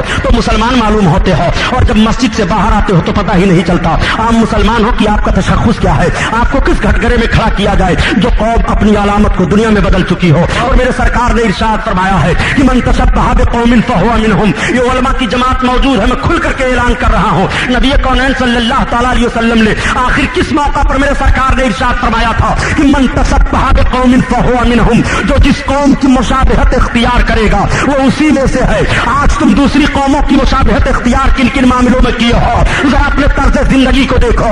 तुम्हारा घर है तो दूसरे कौम की तरह है, तुम्हारा लिबास है तो दूसरी कौम की तरह है, तुम्हारा चेहरा है तो दूसरी कौम की तरह है, तुम्हारा चलना है तो दूसरी कौम की तरह है, तुम्हारा बैठना है तो दूसरी कौम की तरह है, तुम्हारा खाना है तो दूसरी कौम की तरह है, तुम्हारा पीना है तो दूसरी कौम की तरह है, तुम्हारा सोना है तो दूसरी कौम की तरह है, तुम्हारा जागना है तो दूसरी कौम की तरह है, तुम्हारा माहौल है तो दूसरी कौम की तरह है, तुम्हारा तमद्दुन है तो दूसरी कौम की तरह है, तुम्हारे मुआशियाती और इक्तिसादी हालात है तो दूसरी कौम की तरह है। नबी इरशाद फरमा रहे हैं मन तशब्बह बिक़ौमिन फहुवा मिनहुम, जो जिस कौम की मुशाबहत इख्तियार करेगा वो उसी में से है। फिर भी तुम कहते हो हम मारे जा रहे हैं, फिर भी कहते हो हम सताए जा रहे हैं, फिर भी कहते हो हम परेशानी में मुब्तला किए गए हैं, फिर कहते हो कि हमारा कोई सुनने वाला नहीं है। लूट लिया इन दज्जालों ने इस्लाम के वसूल को और बर्बाद कर डाला इन बेईमानों ने इस्लाम के माहौल को दूसरी कौमों की मुशाबहत इख्तियार करके। नबी इरशाद फरमा रहे हैं मन तशब्बह बिक़ौमिन फहुवा मिनहुम, जो जिस कौम की मुशाबहत इख्तियार करेगा वो इसी में से है। तुम्हें अब भी नहीं शर्म आ रही है कि तुम अपनी शक्ल इस्लामी शक्ल बनाओ, तुम्हें अब भी नहीं शर्म आ रही है कि तुम अपना माहौल इस्लामी माहौल बनाओ। नबी इरशाद फरमा रहे हैं मन तशब्बह बिक़ौमिन फहुवा मिनहुम। जरा देखते चलो हजरत फुज़ैल बिन इयाद ने अलामत को इख्तियार कर लिया है तो ये अलामत किसी न किसी दिन काम आ जा रही है। हजरत फुज़ैल बिन इयाद का कई तो जरूर है, पापी तो जरूर है, चोर तो जरूर है, सियाहकार तो जरूर है, बदकार तो जरूर है, लेकिन यही हजरत फुज़ैल बिन इयाद नमाज के इतने सख्त पाबंद हैं, इतने सख्त पाबंद हैं हजरत फुज़ैल बिन इयाद कि अपने पूरे साथियों को उन्होंने कह दिया था कि हमारे जितने साथी हैं अगर जमात से कोई नमाज पढ़ना छोड़ देगा तो मैं उसको अपनी जमात से निकाल दूंगा। या अल्लाह, ये चोरों की कैसी जमात है कि पाबंदी जमात की हो रही है, तब तुम हमारे साथ में रह सकते हो। जरा मुलाहजा तो करो फुज़ैल बिन इयाद की जिंदगी, लेकिन यही जमात की पाबंदी किस तरह से रंग लाग रही है ये भी जरा देखते चलो। यही फुज़ैल बिन इयाद है, एक पहाड़ की खोह में घात लगाए बैठे हुए हैं और एक तिजारती काफिला गुजर रहा है। उस तिजारती काफिला में एक कारी कुरान थे। आज भी कारी कुरान से मदद मांगी जा रही है और कल भी कारी कुरान से मदद मांगी जा रही थी। चुनांचे वो तिजारती काफिला जैसे उस पहाड़ की खोह में पहुंचा तो सब लोगों ने जान लिया कि हम तो उसी रास्ते पर आ गए हैं जिस रास्ते पर फुज़ैल बिन इयाद ठहरे हुए हैं चोरी करने के लिए। अब हमारा काफिला जा नहीं सकता है यहाँ से, फुज़ैल बिन इयाद लूट लेंगे, फुज़ैल बिन इयाद डाका डाल देंगे। फुज़ैल बिन इयाद ने कहा था कि देखो हम घात लगाए बैठे हुए हैं और जैसे हम यहाँ से हमला आवर होंगे तुम सबके सब फौरन हमला आवर हो जाना, लेकिन जब तक हमारी तलवार न उठेगी तुम सबके सब अपनी तलवार को उठाना नहीं। हज़रत फुज़ैल बिन इयाद घात लगाए बैठे हुए हैं और ये तिजारती काफिला रवा दवा चला जा रहा है। तिजारती काफिले के सरदार ने कहा कारी साहब जरा आप आगे बढ़िए। कहा क्यों? कहा कुरान की तिलावत करो। कहा किस लिए? कहा इसी रास्ते में फुज़ैल बिन इयाद डाकू रहता है, कुरान की तिलावत से मुमकिन है हम सब उसके डकैती से बच जाएं, इसलिए कि कुरान का वो बड़ा आशिक है, कुरान बहुत तिलावत करता रहता है। तो देखो पहले जमाने का दस्तूर ये था कि वो कुरान से अपने ऊपर आने वाली बलाओं और अपने ऊपर आने वाले फसादात को टलवाया करते थे और कुरान की बरकत को हासिल किया करते थे। वाकया सुनाना मकसद नहीं है बल्कि बात बता देना चाहता हूँ कि देखो गुज़श्ता साल अगस्त के महीने में जो जलजला तुर्किस्तान में आया था, जर्मन के अखबार ने उसको छापा और उसका तर्जमा पाकिस्तान से उर्दू में किया गया, फिर हिंदुस्तान में वो मजमून छपा। उसका मजमून का मतलब ये है कि वो जलजला अगस्त में जो तुर्किस्तान में आया था किस बुनियाद पर आया था इसको भी बताता चलो प्यारे। तो बताया जाता है कि समुंदर के किनारे जो फौजी अड्डा था उस फौजी अड्डा के लोगों ने रक्स सुरूद की एक महफिल मुनाकिद की और उसमें नाचने गाने वाली लड़कियों को बुलाया। जब वो लड़कियां आई नाचने गाने वाली और गाने नाचने लगी, शराब पी करके सब मस्त हुए, तो किसी ने कुरान का एक नुस्खा किसी शराबी फौजी को दे दिया। उसने कुरान को हाथ में लिया और नाचने वाली लड़कियों के पांव में माज़अल्लाह डाल दिया। उन लड़कियों ने उसको रौब दिया और किसी ने कह दिया कि जब कुरान की हिफाजत रब ताला फरमा रहा है तो कहां है इस कुरान का नाजिल करने वाला। इतना जैसे उन जालिमों ने कहा तब तक समुंदर फटा, उसके अंदर से शोले निकले, वो सबके सब उसमें कहां गए, जल करके खाकिस्तर हो गए, कुछ पता नहीं है। तुर्किस्तान में गुज़श्ता साल अगस्त में जो जलजला आया था, जो 2 लाख के मरने की इत्तला मिली थी पूरी दुनिया वालों को, वो समुंदरी इलाके से अलावा गिरदो وہ نواح کے لوگ مرے تھے جو زد میں آئے تھے. پتہ یہ چلا کہ قرآن کی بے حرمتی ہوتی ہے تو زلزلہ آتا ہے. قرآن کو جب چیلنج کیا جاتا ہے تو مصیبتیں نازل ہوتی ہیں. قرآن کی بے احترامی جب ہوتی ہے تو پریشانیاں ہوتی ہیں. سنو دیکھو دیکھو قرآن کی بے حرمتی کہاں کہاں نہیں کی گئی ہے. کیا تمہارے ہندوستان میں قرآن کی بے حرمتی نہیں کی گئی ہے؟ کیا ہندوستان میں قرآن کو نہیں جلایا گیا ہے؟ خدا کی قسم یہ ہندوستان تو وہ ہندوستان ہے، ایک زلزلہ نہیں. نہ جانے کتنے زلزلوں کے جھٹکے انہیں محسوس کرنے پڑیں گے. بابری مسجد کی شہادت تمہارے لیے زحمت کی دعوت دیتی چلی جا رہی ہے. تم بابری مسجد کو شہید کرنے کے بعد کہو ہندوستان میں ہم فلاح و کامرانی کی زندگی گزار لیں. نہیں گزار سکتے ہو. وہ شہادت کا رنگ ضرور ظاہر ہوگا. حسین اعظم کی شہادت کا رنگ آج ساری دنیا میں قیامت تک ظاہر رہے گا. اور بابری مسجد کا شہادت کا رنگ بھی پورے ہندوستان ہی میں نہیں بلکہ ساری دنیا میں ظاہر رہے گا.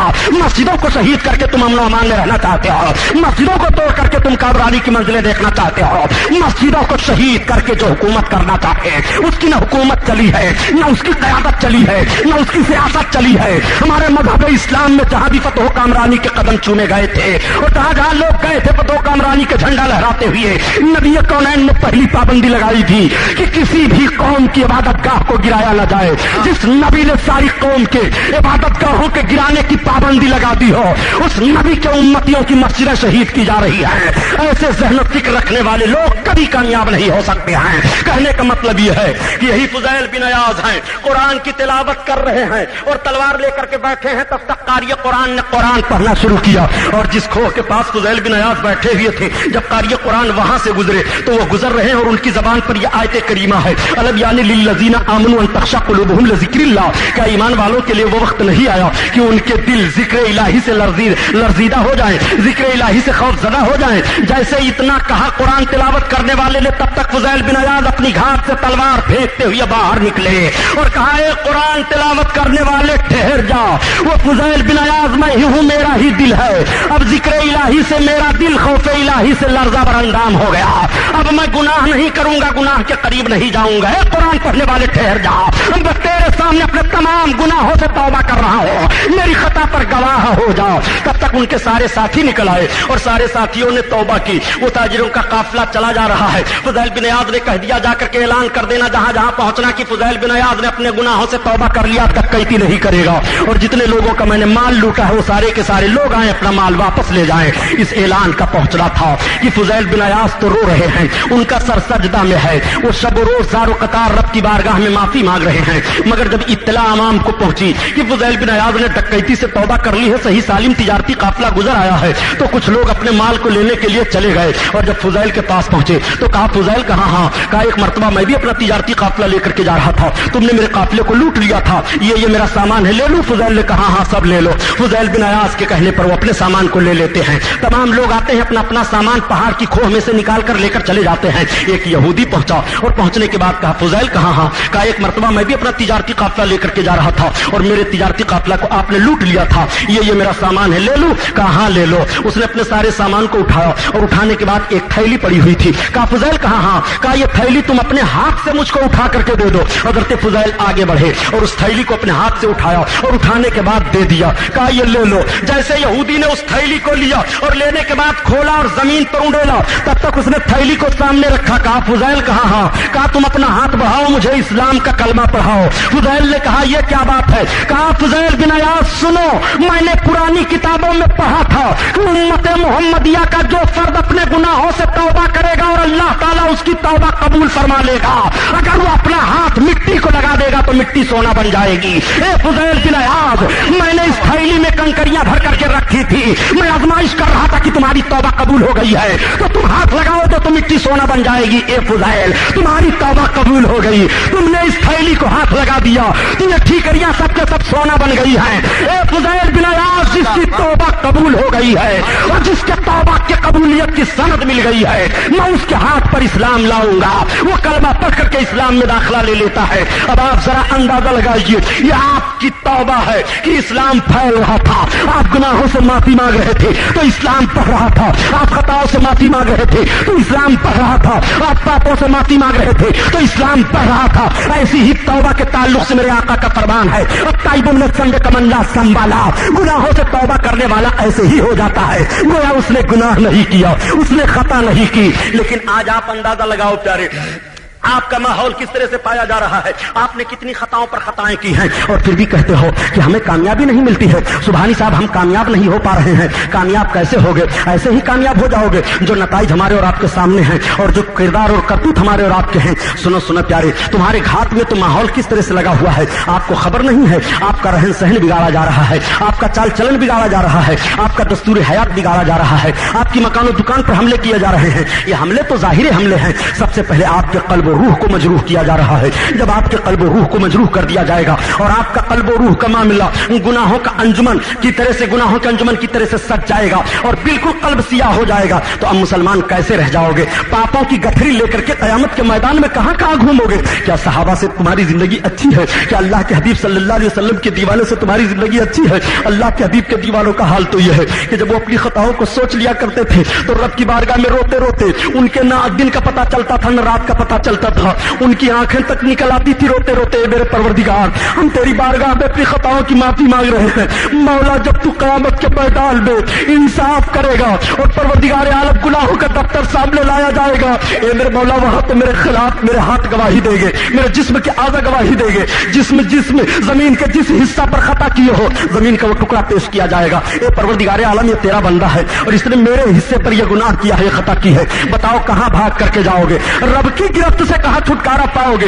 अरे खुदा की कसम, कुर्बान जाओ अपने नबी पर। अगले जमाने के उम्मती अगर खता करते थे तो फौरन उनके गुनाहों की सजा उनको मिलती थी, जो तुमको सजा नहीं मिल रही है। ये रहमतुल लिल आलमीन की रहमत है जो तुम सजा नहीं पा रहे हो, इसलिए कि मेरे रब का वादा है।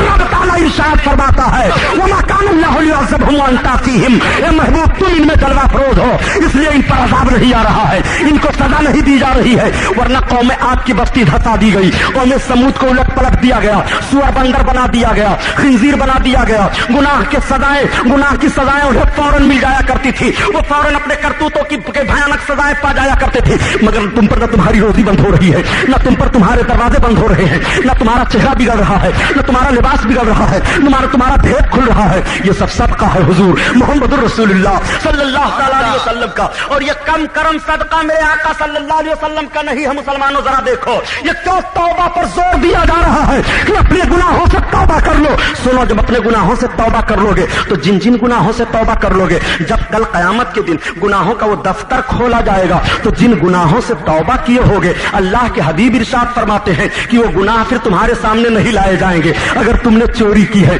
शराब पिया है, ज़िना किया है, पाप किया है, कत्ल किया है, हुकूक मारा है, गलत निगाहें पड़ी हैं, इन सब से सच्चे दिल से तौबा कर ले रहे हो और रब की बारगाह में रो रहे हो, रब ताला ने तुम्हारी तौबा कबूल फरमा ली, तो कल जब गुनाह का दफ्तर तुम्हारा खोला जाएगा तो ये खताएं तुम्हारे सामने नहीं लाई जाएंगी। ये कम करम है मेरे सरकार का कि खताओं से तौबा कर लो तो वो खताएं तुम्हारे सामने नहीं लाई जाएंगी। तुम क़यामत के मैदान में रुसवाई से बचा लिए जाओगे। अत्ताइबु मिनज़ ज़ंबि कमन ला ज़ंबा लह। गुनाहों से तौबा करने वाले ऐसे ही हो जाते हैं गोया उसने गुनाह नहीं किया। आओ देखो खताओं से कैसे कैसे तौबा की जाती है। आज शराबखोरी आम हो गई है, नौजवान तबका शराब से नहीं बच पा रहा है, शराब पी पी करके मस्तियों के आलम में अय्याशियों के अड्डों की तरफ घूमते फिरते हैं। नौजवानों, तुम अपनी जबान को शराब से बचाओ। अल्लाह के हबीब इरशाद फरमाते हैं कि हमेशा हमें शराब पीने वाला बख्शा नहीं जाएगा, उसकी मग़फ़िरत नहीं होगी, वो जन्नत में नहीं जाएगा। भला बताओ, अल्लाह के रसूल सल्लल्लाहु अलैहि वसल्लम का फरमान है, इसके बावजूद शराब हाथ में लिए हो।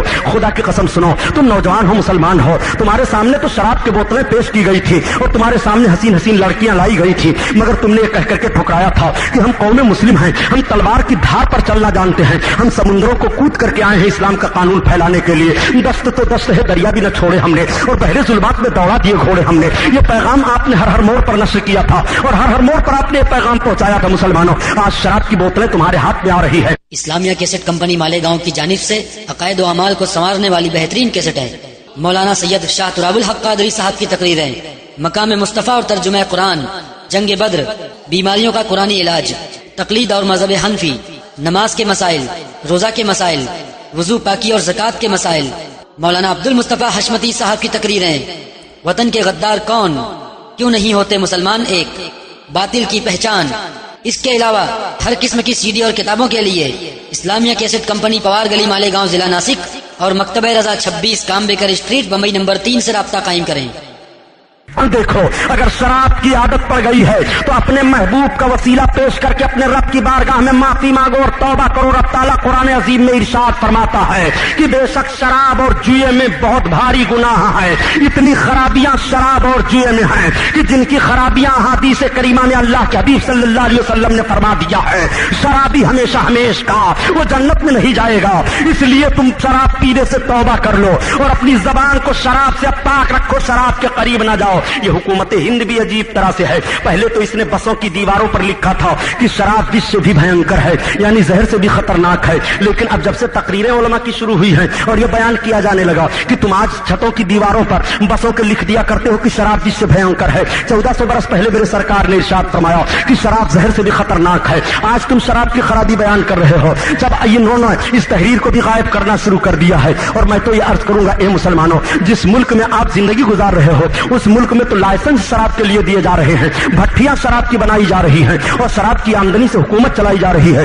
جہاں پر پارلیمنٹ اور اسمبلی میں لوگ بیٹھ کے شراب پر لائسنس پر دستخط کر رہے ہوں وہاں کے لوگ حکومت کریں گے تو بتاؤ مسلمان کس طرح سے آبرومندانہ زندگی گزارے گا. اس لیے تم ایسے ملک میں جیون گزار رہے ہو جس ملک میں نہ شراب پر پابندی ہے, جس ملک پر نہ جوئے میں پابندی ہے, جس ملک میں نہ زنا پر پابندی ہے, جس ملک میں نہ رنڈیوں پر پابندی ہے, جس ملک میں نہ گناہوں پر پابندی ہے. خدا کی قسم بھارت کا سروے کیجیے اور ہندوستان کا جائزہ لیجیے تو کتنے لائسنسی اڈے عیاشیوں کے پائے جا رہے ہیں. صرف 7 بڑے شہروں میں ہندوستان میں 1,84,000 عورتیں اس وقت فروشی کا دھندا کرتی ہوئی ہیں جن کو لائسنس دیا گیا ہے. اب آپ بتائیے کہ کتنا بھیانک ماحول ہے جس ملک میں ہم اور آپ زندگی گزار رہے ہیں. شراب پینا بھی سے بھی بھینکر ہے. یہ آج اعلان کیا جا رہا ہے لیکن آج سے 1400 برس پہلے میرے اللہ کے حبیب صلی اللہ علیہ وسلم نے اعلان فرما دیا تھا. اس لیے تم اپنی زبان کو شراب سے پاک رکھو, شراب کے قریب کوئی نوجوان نہ جائے, شراب کو اپنے ہاتھ میں نہ لے, شراب کی طرف نہ جھانکے, شراب کے ماحول کی طرف اپنے ذہن و فکر کو نہ لے جائے. سنو حضرت بشر حافی رحمت اللہ تعالیٰ علیہ ایک بزرگ ہیں جو بہت بڑے شرابی تھے. حضرت بشر حافی اتنے بڑے شرابی تھے کہ شراب کی بہت بڑی فیکٹری چلتی تھی. ایک مرتبہ حضرت بشر حافی کا ایک نیک عمل ذرا دیکھ لیجئے. حضرت بشر حافی شراب کے نشے میں دھت تھے اور کہیں جا رہے تھے کہ انہوں نے دیکھا ایک نالا پڑا ہوا ہے, کیچڑ ہے, اس میں ایک ٹکڑا پڑا ہوا ہے, اس ٹکڑے پر لکھا ہوا ہے بسم اللہ الرحمن الرحیم. تب تک بشر حافی نے دوڑ کر کے اس کو اٹھا لیا اور اس کو دھلا اور اس کو چوما اور چومنے کے بعد اپنے گھر لائے, ایک تخت بچھایا, اس پر ایک چادر بچھا دیا, اس پر ایک خوشبو لگا دی اور خوشبو لگانے کے بعد اس پر اس ٹکڑے کو رکھ دیا اور عرض کیا اے میرے اللہ کے نام تیرا مقام یہ ہے جس گندے نالے میں تو پڑا ہوا تھا وہاں تو مجھے رہنا چاہیے شرابی اور کبابی کو. اے اللہ یہ تیرا نام ہے, اس کا مقام یہ ہے. بشر حافی نے بڑی دیوانگی کے عالم میں اس احترام کو برقرار رکھا. بشر حافی کا احترام رب تعالیٰ نے پسند فرما لیا. سویرے سویرے بشر حافی کے شراب خانے کی چوکھٹ پر شہر کے جو سب سے بڑے عالم دین تھے وہ آ کر کے پہنچ گئے. انہوں نے آواز دی اور نوکروں سے پوچھا کہاں بشر کہاں ہیں. کہا بشر کو کیا کرو گے, کہا جاؤ کہہ دو کہ شہر کے سب سے بڑے عالم آئے ہوئے ہیں اور اللہ کی طرف سے پیغام لے کر کے آئے ہیں. ان کو اللہ تعالیٰ نے الہام کیا کہ جاؤ میرے بندے بشر کو میری طرف سے سلامتی کا پیغام سنا دو, اس نے میرے نام کا احترام کیا ہے. وہ آ کر کے دروازے پر پہنچے اور دروازے پر پہنچ کر کے جب آواز دیا نوکر نے جا کر کے بتایا کہ سب سے بڑے شہر کے عالم دروازے پر آئے ہیں اور آپ کو اللہ کی طرف سے سلامتی کا پیغام لے کر کے آئے ہیں, آپ کو آواز دے رہے ہیں. بشر کا اتنا سننا تھا کہ انہوں نے جوتا نہیں پہنا, وہ ننگے پیر بشر بھاگے, اسی لیے ان کو حافی کہا جاتا ہے. عربی میں ننگے پیر چلنے والے کو حافی کہتے ہیں. چنانچہ بشر دوڑے آئے اور عالم دین کے قدموں پر گر پڑے, عرض کرنے لگے حضور شراب خانے کی بھٹی کے قریب آپ کا آنا کیسے ہوا. آپ فرماتے ہیں اے بشر رب کی بارگاہ میں توبہ کر لے, میں رب کی طرف سے تیرے لیے سلامتی کا اور امن کا پیغام لے کر کے آیا ہوں. تو نے کون سا نیک کام کیا ہے. تب تک بشر حافی نے کہا شراب کی بھٹی کو آگ لگا دو, سارے شراب کے ہانڈیوں کو اڈیل دو, سارے نوکر نکل جاؤ, جتنے پیسے ہیں سب خیرات کر دو, مجھے کچھ نہیں چاہیے. حضور میں آج سچے دل سے توبہ کر رہا ہوں اور آپ کو گواہ بنا رہا ہوں اپنے توبہ پر. اے اللہ میری توبہ قبول فرما لے, اب میں شراب کو ہاتھ نہیں لگاؤں گا. اے اللہ آپ شراب کے قریب نہیں جاؤں گا۔ اے میرے مولا، میں نے ایک تیرے نام کا احترام کیا تو تو نے مجھے سلامتی کا پیغام بھیجا ہے۔ اگر پوری زندگی میں گناہوں سے نفرت کرتا تو تو مجھے کتنا بڑا درجہ عطا فرما دیتا۔ اے میرے پروردگار، اب میں سچے دل سے توبہ کر رہا ہوں۔ حضرت بشر حافی توبہ کر کے اللہ کے ولی بن گئے۔ التائب من الذنب کمن لا ذنب لہ، گناہوں سے توبہ کرنے والا ایسے ہی ہو جاتا ہے گویا اس نے گناہ نہیں کیا۔ تو معمولی درجہ کے ولی نہیں بنے حضرت بشر حافی، اتنے عظیم الشان ولی بنے حضرت بشر حافی کہ بشر حافی سے لوگوں نے کہا بشر جوتے تو پہن لو، پیر میں کیچڑ نہ لگ جائیں۔ بشر نے کہا اللہ تعالیٰ نے اس زمین کو فرش بنا دیا ہے، اب مجھے شرم آتی ہے کہ رب تعالیٰ نے جس چیز کو فرش بنا کر کے بچھا دیا ہو میں اپنے سلطان کے بچھائے ہوئے فرش پر قدم رکھوں، یہ مجھ سے نہیں ہو سکتا ہے۔ لوگوں نے کہا اچھا ایک کام کرو، مسجد میں ہر روز بشر جاتے ہیں اور جب یہ مسجد کی طرف جانے لگے تو راستے میں کیچڑ ڈال دو۔ چنانچہ لوگوں نے راستے میں کیچڑ ڈال دیا۔ اب بشر جا رہے ہیں مگر ان کے قدم کیچڑ پر پڑ رہے ہیں، قدم میں کیچڑ کا نشان تک نہیں ہے۔ غیب سے آواز آ رہی ہے اے میرے بندو، جب بشر کے دل کو میں نے کیچڑ سے پاک کر دیا تو اس کے پیر میں کیچڑ کہاں سے لگائیں گے؟ وہ بشر حافی ہیں۔ التائب من الذنب کمن لا ذنب لہ، گناہوں سے توبہ کرنے والا ایسے ہی ہو جاتا ہے گویا اس نے گناہ نہیں کیا۔ وہ توبوا الی اللہ جمیعا، اے لوگو اللہ کی طرف مکمل توبہ کرو، ایھا المؤمنون لعلکم تفلحون، تاکہ تم فلاح پا جاؤ۔ تمہارا رب اپنی بارگاہ میں توبہ کرنے کا تمہیں پیغام دے رہا ہے اور اس کے جن بندوں نے سچے دل سے توبہ کر لیا ہے اور معافی مانگ لی ہے رب کی بارگاہ میں، اللہ تعالیٰ نے کس درجہ ان کو قربیت عطا فرما دیا اور کتنا محبوب رب تعالیٰ نے ان کو اپنا بنا لیا۔ خدا کی قسم تاریخیں پڑھو تو ایمان تازہ ہو جایا کرتا ہے۔ سود کھانا بہت بڑا گناہ ہے، آج مسلمانوں کا ایک طبقہ سود میں بھی گرفتار دکھائی دیتا ہے۔ سود خوری سے بچنا چاہیے، سود خوری سے ایسے بچو پیارے جیسے آگ سے بچتے ہو۔ اللہ کے حبیب صلی اللہ علیہ وسلم ارشاد فرماتے ہیں کہ جو سود خوری سے نہیں بچتا ہے گویا خون اور پیٹ پی رہا ہے، قیامت کے دن جب اسے سزا دی جائے گی تو اتنی بھیانک سزا ہوگی۔ اس لیے تم سود کے قریب نہ جاؤ، سود کا لینا بھی بند کرو، سود کا دینا بھی بند کرو۔ آج کتنے لوگ ہیں جو عام طور سے سود کو کھا لیا کرتے ہیں اور اس گناہ کو بڑا ہلکا گناہ معاذ اللہ سمجھا کرتے ہیں۔ اللہ کے حبیب صلی اللہ تعالی علیہ وسلم نے سود خوری سے کس طرح سے پابندی لگائی ہے آؤ دیکھو۔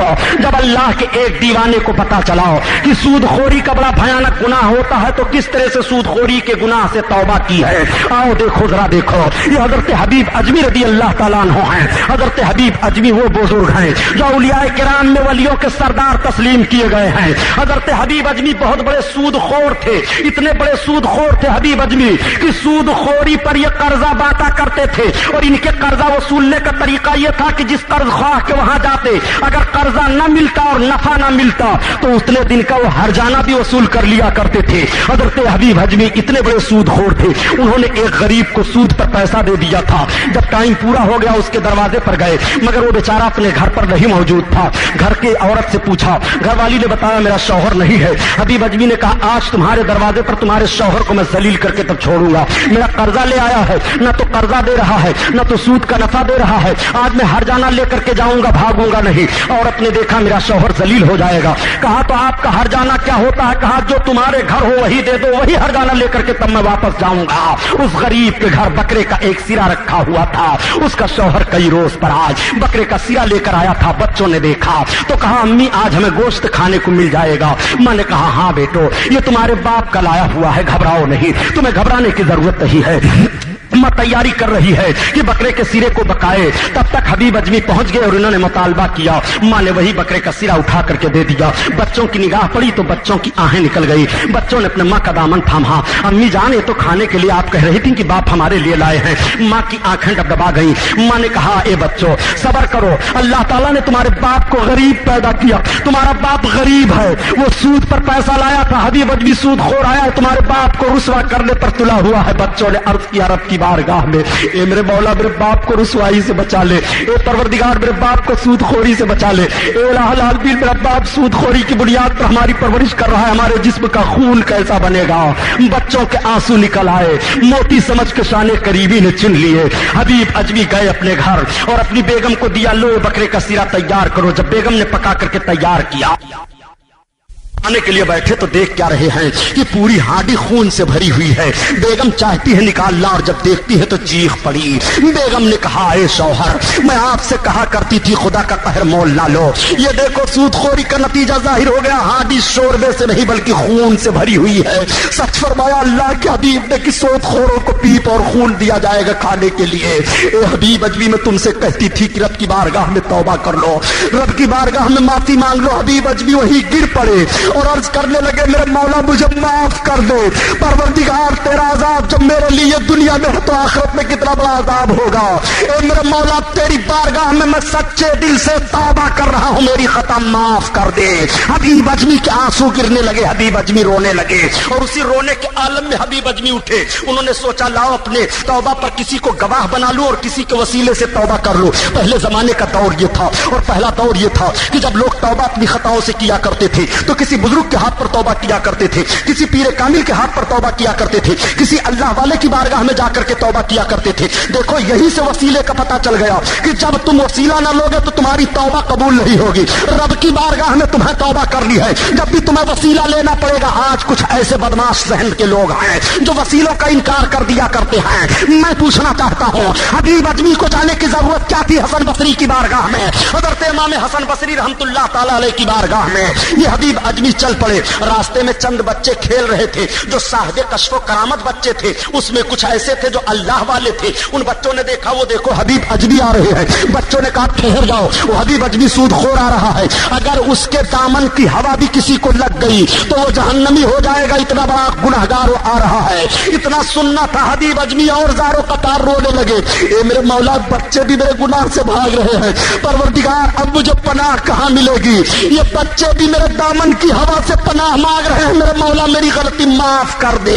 हबीब अजमी के आंसू गिर रहे हैं। हबीब अजमी पहुंच गए हजरत इमाम हसन बसरी की खिदमत में। हजरत इमाम हसन बसरी के हाथ पर उन्होंने सच्चे दिल से तौबा की और तौबा करके जब वापस आने लगे तो वही बच्चे फिर रास्ते में खेलते हुए मिल गए। उन बच्चों ने फिर हबीब अजमी को देखा तो बच्चों ने कहा, अब खेल बंद कर दो, हबीब अजमी तौबा करके आ रहे हैं, अगर उनको हम लोगों का गर्दो गुबार उड़ करके लग जाएगा तो गुनहगार ठहरोगे। हबीब अजमी तौबा करके आ रहे हैं, इसलिए रुक जाओ। अब हबीब अजमी का हौसला बढ़ा। हबीब अजमी ने सुन लिया उन बच्चों के जरिए से, यही बच्चे हैं जो कह रहे थे कि दामन की हवा लगेगी तो गुनहगार ठहरोगे, मगर यही बच्चे हैं जो ऐलान कर रहे हैं कि हबीब अजमी तौबा करके आ रहे हैं। अब अगर हम लोगों का गर्दो गुबार उड़ करके पड़ा तो गुनहगार ठहरोगे, इसलिए खेल बंद कर दो। अत्ताइबु मिनज़ ज़ंब कमन ला ज़ंब ला, गुनाहों से तौबा करने वाला ऐसे ही हो जाता है, गोया उसने गुनाह नहीं किया।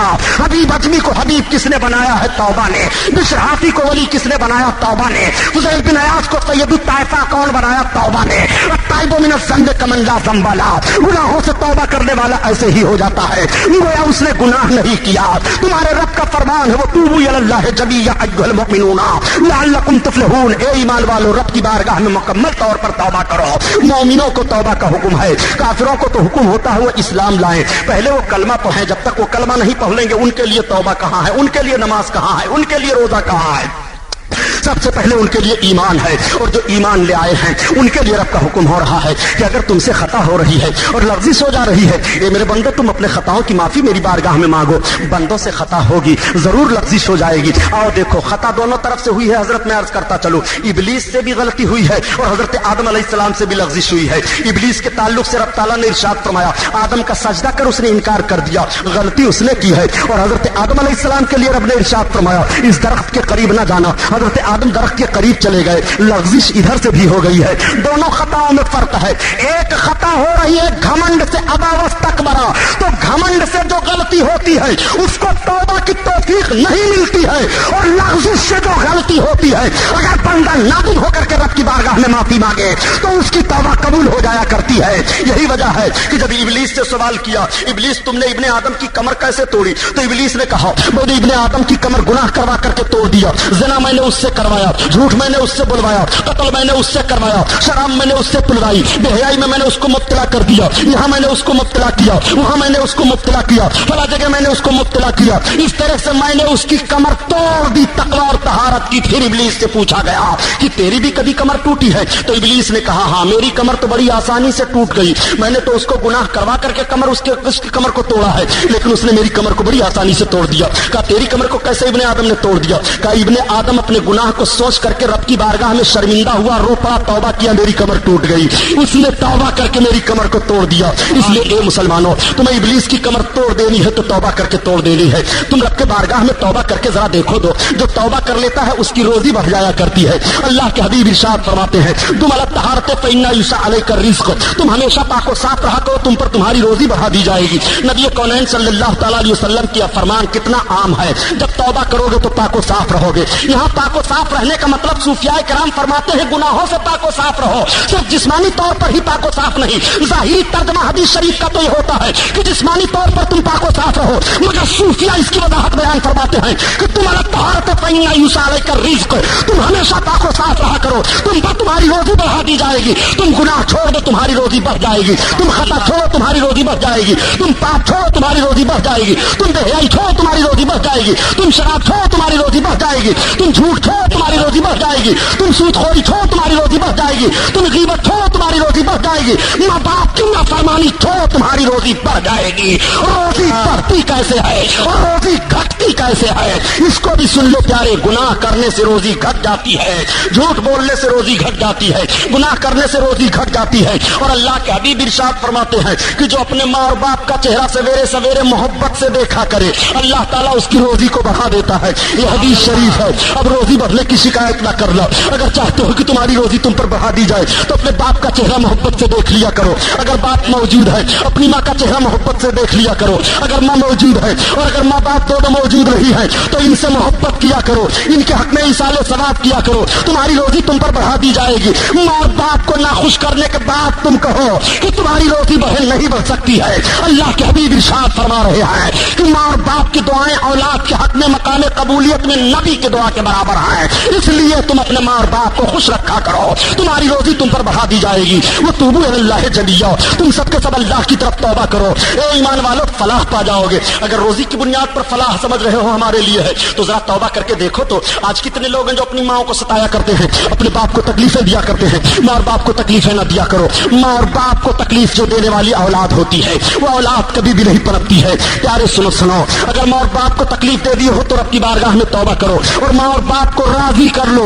माँ और बाप राजी हो जाएंगे तो तुम पर तुम्हारी रोजी बढ़ा दी जाएगी। अल्लाह के हबीब सल्लल्लाहु तआला अलैहि वसल्लम के एक एक फरमान पर जरा गौर तो करते चलो। जिंदगी का कौन सा हिस्सा है जिस वसूल को नबी ने मुरत्तब नहीं फरमाया? जिंदगी का कौन सा दस्तूर है जिस दस्तूर को नबी कौनैन ने तुम्हें दिया नहीं है? जिंदगी का कौन सा फार्मूला है जिस फार्मूले को अल्लाह के हबीब सल्लल्लाहु तआला अलैहि वसल्लम ने तुम्हें अता नहीं की है? ये वही हिंदुस्तान तो है जिस हिंदुस्तान में हम और आप आबाद हैं। आज हम और आप कामयाबी का ख्वाब देख रहे हैं और बंबई की सरजमीन पर रह करके या खुदा की कसम याद रखो, बंबई ही नहीं बल्कि हिंदुस्तान का तो हर शहर अब अय्याशियों का अड्डा बन गया है। गुनाहों की इतनी आम मामूली बातें और आम माहौल हो गया है गुनाहों का कि मुसलमान अपने घर के दरवाजे से निकले तो शराफत और तकद्दुस का खून हो जाया करता है। मुसलमान आपको ऐसे माहौल में जीवन बिताना है, ये वही भारत की सरजमीन तो है, ऐसे माहौल में आपने जीवन बिताया है। आपके सामने आपका तारीख का एक वर्क उलट दूं, आप तो सिर्फ भयानक जराइम पढ़ते हैं, आपको किताबों के पढ़ने का मौका नहीं है और आप अपनी तारीखों को पढ़ते नहीं, इसलिए आप जान नहीं पाए। आपके सामने आज से पहले कम गुनाह नहीं लाए गए थे, आपके सामने आज से पहले कम परेशानियां नहीं पेश की गई थी। ऐसे ऐसे गुनाह आपके सामने पेश किए गए थे, लेकिन आपने उन गुनाहों को ऐसी ठोकर मार दिया था और इस तरह से आपने दंता शिकन जवाब दिया था। प्यारे सुनो, कैसे कैसे गुनाहों से आपने तौबा की और ठोकर मार करके इस्लाम को बढ़ाया था। अल्लाह के हबीब सल्लल्लाहु तआला अलैहि वसल्लम के मुजाहिदीन एक मुल्क पर हमला करते हैं और दो मुजाहिद पकड़ लिए गए। जब दोनों मुजाहिद गिरफ्तार किए गए तो एक मुजाहिद को तो बादशाह ने सजा दिलवा दी और एक मुजाहिद को वजीर ने चिरौरी मिनती करके रोक लिया। बड़ा खूबसूरत नौजवान था। वजीर ने बादशाह से कहा कि इस नौजवान को छोड़ दीजिए, इसको हम दीन ईसाइयत में ले लेंगे और जब ये दीन मसीहत में आ जाएगा तो इस नौजवान से हुकूमत के लिए काम बहुत लिया जाएगा, इसलिए ए बादशाह इसको न मारा जाए। बादशाह ने कहा सुनो, ये मुसलमान है, मुसलमान और मुसलमान फांसी के फंदे पर भी मुसलमान रहेगा, मुसलमान जेल में हथकड़ी पहने भी मुसलमान रहेगा, मुसलमान को कैद खाने में डाल दो जब भी मुसलमान रहेगा, मुसलमान समुंदर की सतहों पर तैरता हुआ जाएगा तब भी मुसलमान रहेगा, मुसलमान आग के शोलों में कूद जाएगा तब भी मुसलमान रहेगा, हर हर मोड़ पर मुसलमान रहेगा, ये मुसलमान है। वजीर ने कहा लेकिन सुल्तान ये भी सुनो, ये अरब है और अरब को हसीनाओं से बड़ी मोहब्बत होती है। मेरे पास एक ऐसी लड़की है जो अपने हुस्न के बलबूते पर इसको दीन मसीहियत में दाखिल कर लेगी।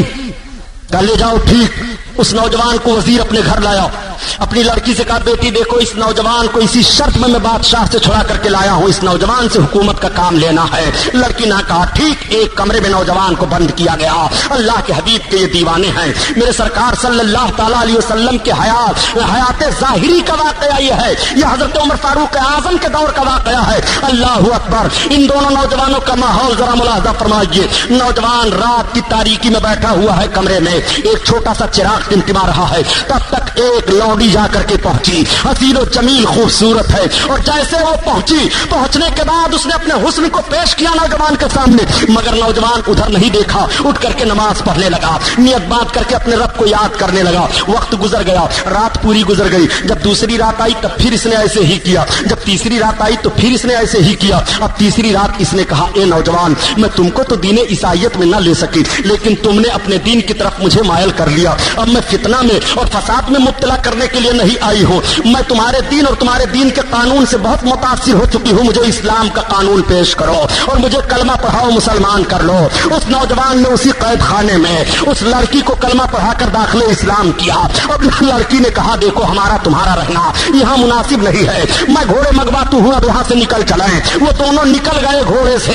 अर्ज करने का मतलब यह है कि जिंदान खाने में भी मुसलमान ने अपने तकवा और तकद्दुस से इस्लाम को फरोग दिया है। ये वो कौम मुस्लिम की जमात थी कि कैद खाने में रह करके भी अपने तकवा और तहारत को नहीं छोड़ा था, और तुम्हें दर से जिंदगी दिया था। तुम मुसलमान कौम हो, अय्याशी के लिए नहीं पैदा किए गए हो, तुम गुनाह के लिए नहीं पैदा किए गए हो, तुम चोरी के लिए नहीं पैदा किए गए हो, तुम बेहयाई के लिए नहीं पैदा किए गए हो, तुम शराब के अड्डों को कायम करने के लिए नहीं पैदा किए गए हो, बल्कि अपने तकद्दुस से और अपने तकवा तहारत वाली जिंदगी को उनके सामने पेश करते हुए उनको भी अपने दामन में लेते जाओ, और उनको भी अपने माहौल में रंगते जाओ, और उनको भी ये पैगाम सुनाते जाओ कि मोमिन बन जाओ तो तुम्हारे लिए भी दरवाजा रहमत का खुला हुआ है, कि वो तुबू अल्लाह जमिया अय्युहल मुमिनूना लअल्लकुम तुफ्लिहून। ए ईमान वालो, अल्लाह की तरफ तौबा करो, तुम सबके सब फलाह पा जाओगे।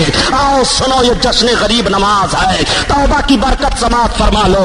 दो बुजुर्ग ऐसे पाए जा रहे हैं औलियाए किराम में, एक तो सरकार गौसे आजम और दूसरे सरकार ख्वाजा गरीब नवाज अताए रसूल रहमतुल्लाह ताला अलैह। सरकार गरीब नवाज अताए रसूल रहमतुल्लाह ताला अलैह का भी सिलसिला ऐसा सिलसिला है कि सरकार अताए रसूल खाने काबा का तवाफ कर रहे हैं, और तवाफ करने के बाद हुजूर सरकार अताए रसूल अपनी पलकों से मताफ को झाड़ रहे हैं, तो गैब से आवाज आती है मोइनुद्दीन क्या मांगते हो मांग लो। अर्ज करते हैं परवरदिगार मेरी मंशा जो है तू जानता है, मोइनुद्दीन मैं अता करूंगा मांग ले। अर्ज करते हैं मेरे मौला तेरे इल्म में है, फिर निदा आती है मोइनुद्दीन मांग ले। अर्ज करते हैं मौला मेरी मंशा तेरे इल्म में है, तब तक आवाज आती है गैब से ए मोइनुद्दीन, ए मोइनुद्दीन जा तेरे सिलसिला के जितने हैं मैंने उन सबको बख्श दिया। तब तक अर्ज करते हैं मेरे मौला उनकी बख्शिश का तरीका क्या होगा। निदा आती है मोइनुद्दीन जो भी तेरे सिलसिले का होगा, जब तक उसकी तौबा की तौफीक नसीब नहीं हो जाएगी तब तक उसको मौत नहीं आएगी। मैं तेरे सिलसिले के हर फर्द को तौबा की तौफीक दे दूंगा, तब उसको मौत आएगी। यही सिलसिले चिश्तिया की बड़ी अजीम बरकत है, और यही सिलसिले कादरिया की बरकत है। दो ही बुजुर्ग तो ऐसे हैं, सरकार गौसे आजम ने भी फरमाया है कि मेरा नाम लेवा सच्चा दिल से जो रहेगा वो उस वक्त तक नहीं मरेगा जब तक उसको तौबा की तौफीक ना नसीब हो जाए। तभी आला हजरत अजीमुल बरकत कहते हैं कि कादरी का कादरियों में उठा अब्दुल कादिर कुदरत नुमा के वास्ते, और सरकार अताए रसूल गरीब नवाज फरमाते हैं कि मेरा नाम लेवा जो मोहब्बत से रहेगा जब तक उसको तौबा की तौफीक नहीं मिल जाएगी तब तक उसको मौत नहीं आएगी। यही वजह है जो जश्न गरीब नवाज मनाया जाता है। इसीलिए आला हजरत के भाई उस्ताद समन अल्लामा हसन रहमतुल्लाह ताला अलैह बयान फरमाते हैं ए हिंदुस्तान के मुसलमानों, तुम्हें घबराने की जरूरत नहीं है। तुम अपने गुर्बत और अफलास की शिकायत क्यों करते हो, तुम अपने परेशानी की शिकायत क्यों करते हो। सुल्तानुल हिंद तुम्हारे हैं, गरीब नवाज तुम्हारे हैं, गुर्बत का जनाजा वहां से निकल रहा है, अफलास का जनाजा वहां से निकल रहा है, मुसीबत का जनाजा वहां से निकल रहा है, परेशानी का जनाजा वहां से निकल रहा है, भयानक माहौल का जनाजा वहां से निकल रहा है, दुश्वारियों का जनाजा वहां से निकल रहा है। जब हमारे पास गरीब नवाज हैं और हम गरीब नवाज के हैं तो हमारा नारा यही होना चाहिए कि ख्वाजा हिंदू दरबार हाला तेरा, ख्वाजा हिंदू दरबार हाला तेरा, ख्वाजा हिंद वो दरबार हाला तेरा,